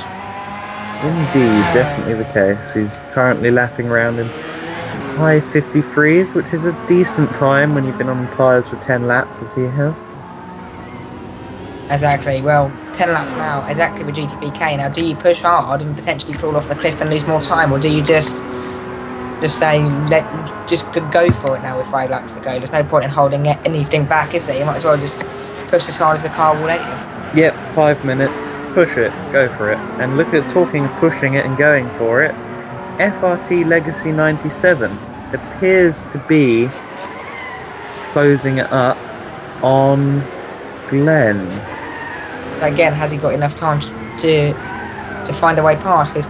Because as our old friend Murray Walker used to say, getting close is one thing, but overtaking is quite another. I reckon that this could be a plausible chance for FRT. He seems to have a bit of pace at the moment, and I reckon he could find a way past Glenn before the end. That'll be an interesting move if he does. And we've seen some great moves during this race. We've seen around the outsides. We've seen hits and contacts. But again, how hard do you push? Because even though it's the last 4 minutes, having an incident now that pushes you down more, is it? Well, not in FRT's case, really, because he's already last in LNP. I think it's worth a go. I mean, drivers, after so long behind the wheel, they can crack under pressure as well. So, yeah, perhaps Glenelg might not be able to succumb to may not be able to hold off the charging Legacy behind. no, and I think we should keep ourselves thoroughly locked on this battle with just over 3.5 minutes to go. I reckon we haven't seen the last of this quite yet.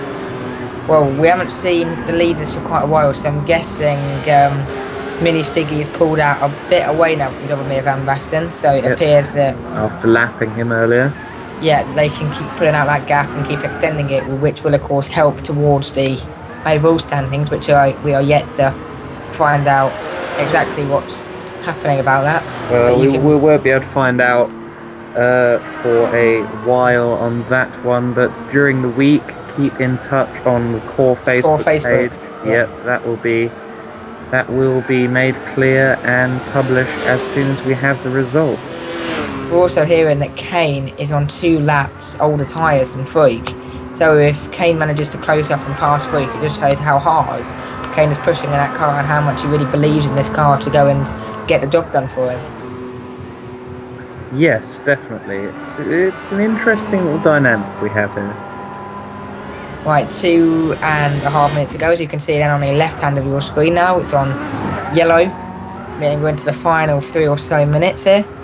Giving a bit of a warning to the drivers to hurry up and get on with their moves if they're going to do it, and that's exactly what Legacy will be trying to do on Glenelg, and exactly what Kane will be trying to do with Freak now. Yeah, definitely. And look, here we are, Mini Stiggy on our screens here. Easy victory. I'm sure he's still pushing because he wants the overall victory as well. Well, exactly. He would love the overall victory. He would love the Sunday race victory. And which one, in a way, is more rewarding for a driver? The overall victory is great. Overall. But then the Sunday, you've done it yourself. No, overall all day. You'll take overall over a Sunday win. That should be the mentality. If it isn't, it probably should, because it's a team effort, this series. The way the teams and stuff have been set up, it is a team effort, and FRT Legacy has ended his charge for 3rd position. He's gone into the pits. I presume his tyres have let go completely, but yeah, back to the point. You should always take a team victory over a personal victory. Round they come again here then, 1.5 minutes left, so we potentially get another lap off this one, so they'll come around, go on to the final lap, and then that should round out the Silverstone core weekend here. Then the next round of course taking place at the Spa-Francorchamps circuit in the famous Ardennes Forest. That's definitely one which everyone here in core is definitely looking forward to. If you thought today's weather was unpredictable, just wait until you arrive in Belgium.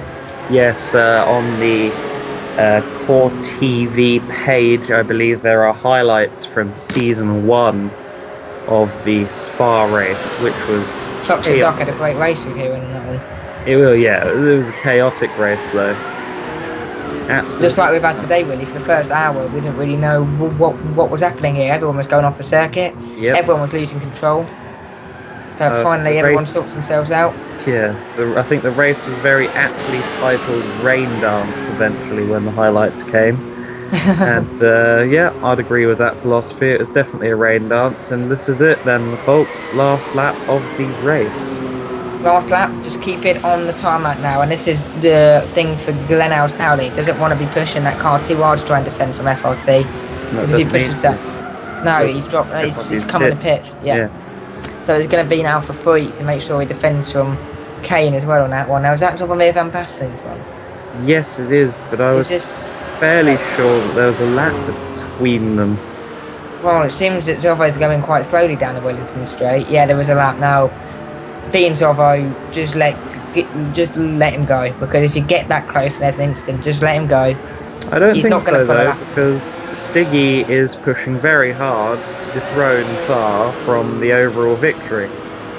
So I think Zovo needs to push to make sure he doesn't end up losing the overall victory for his team by 1 or 2 seconds. Then why was he coasting down the Wellington Straight? Well, it appeared so anyway. Yeah, I don't know really. I guess this is all just mind games. Well, around they come then. This is the final lap here of the race. It's been a very dramatic race indeed.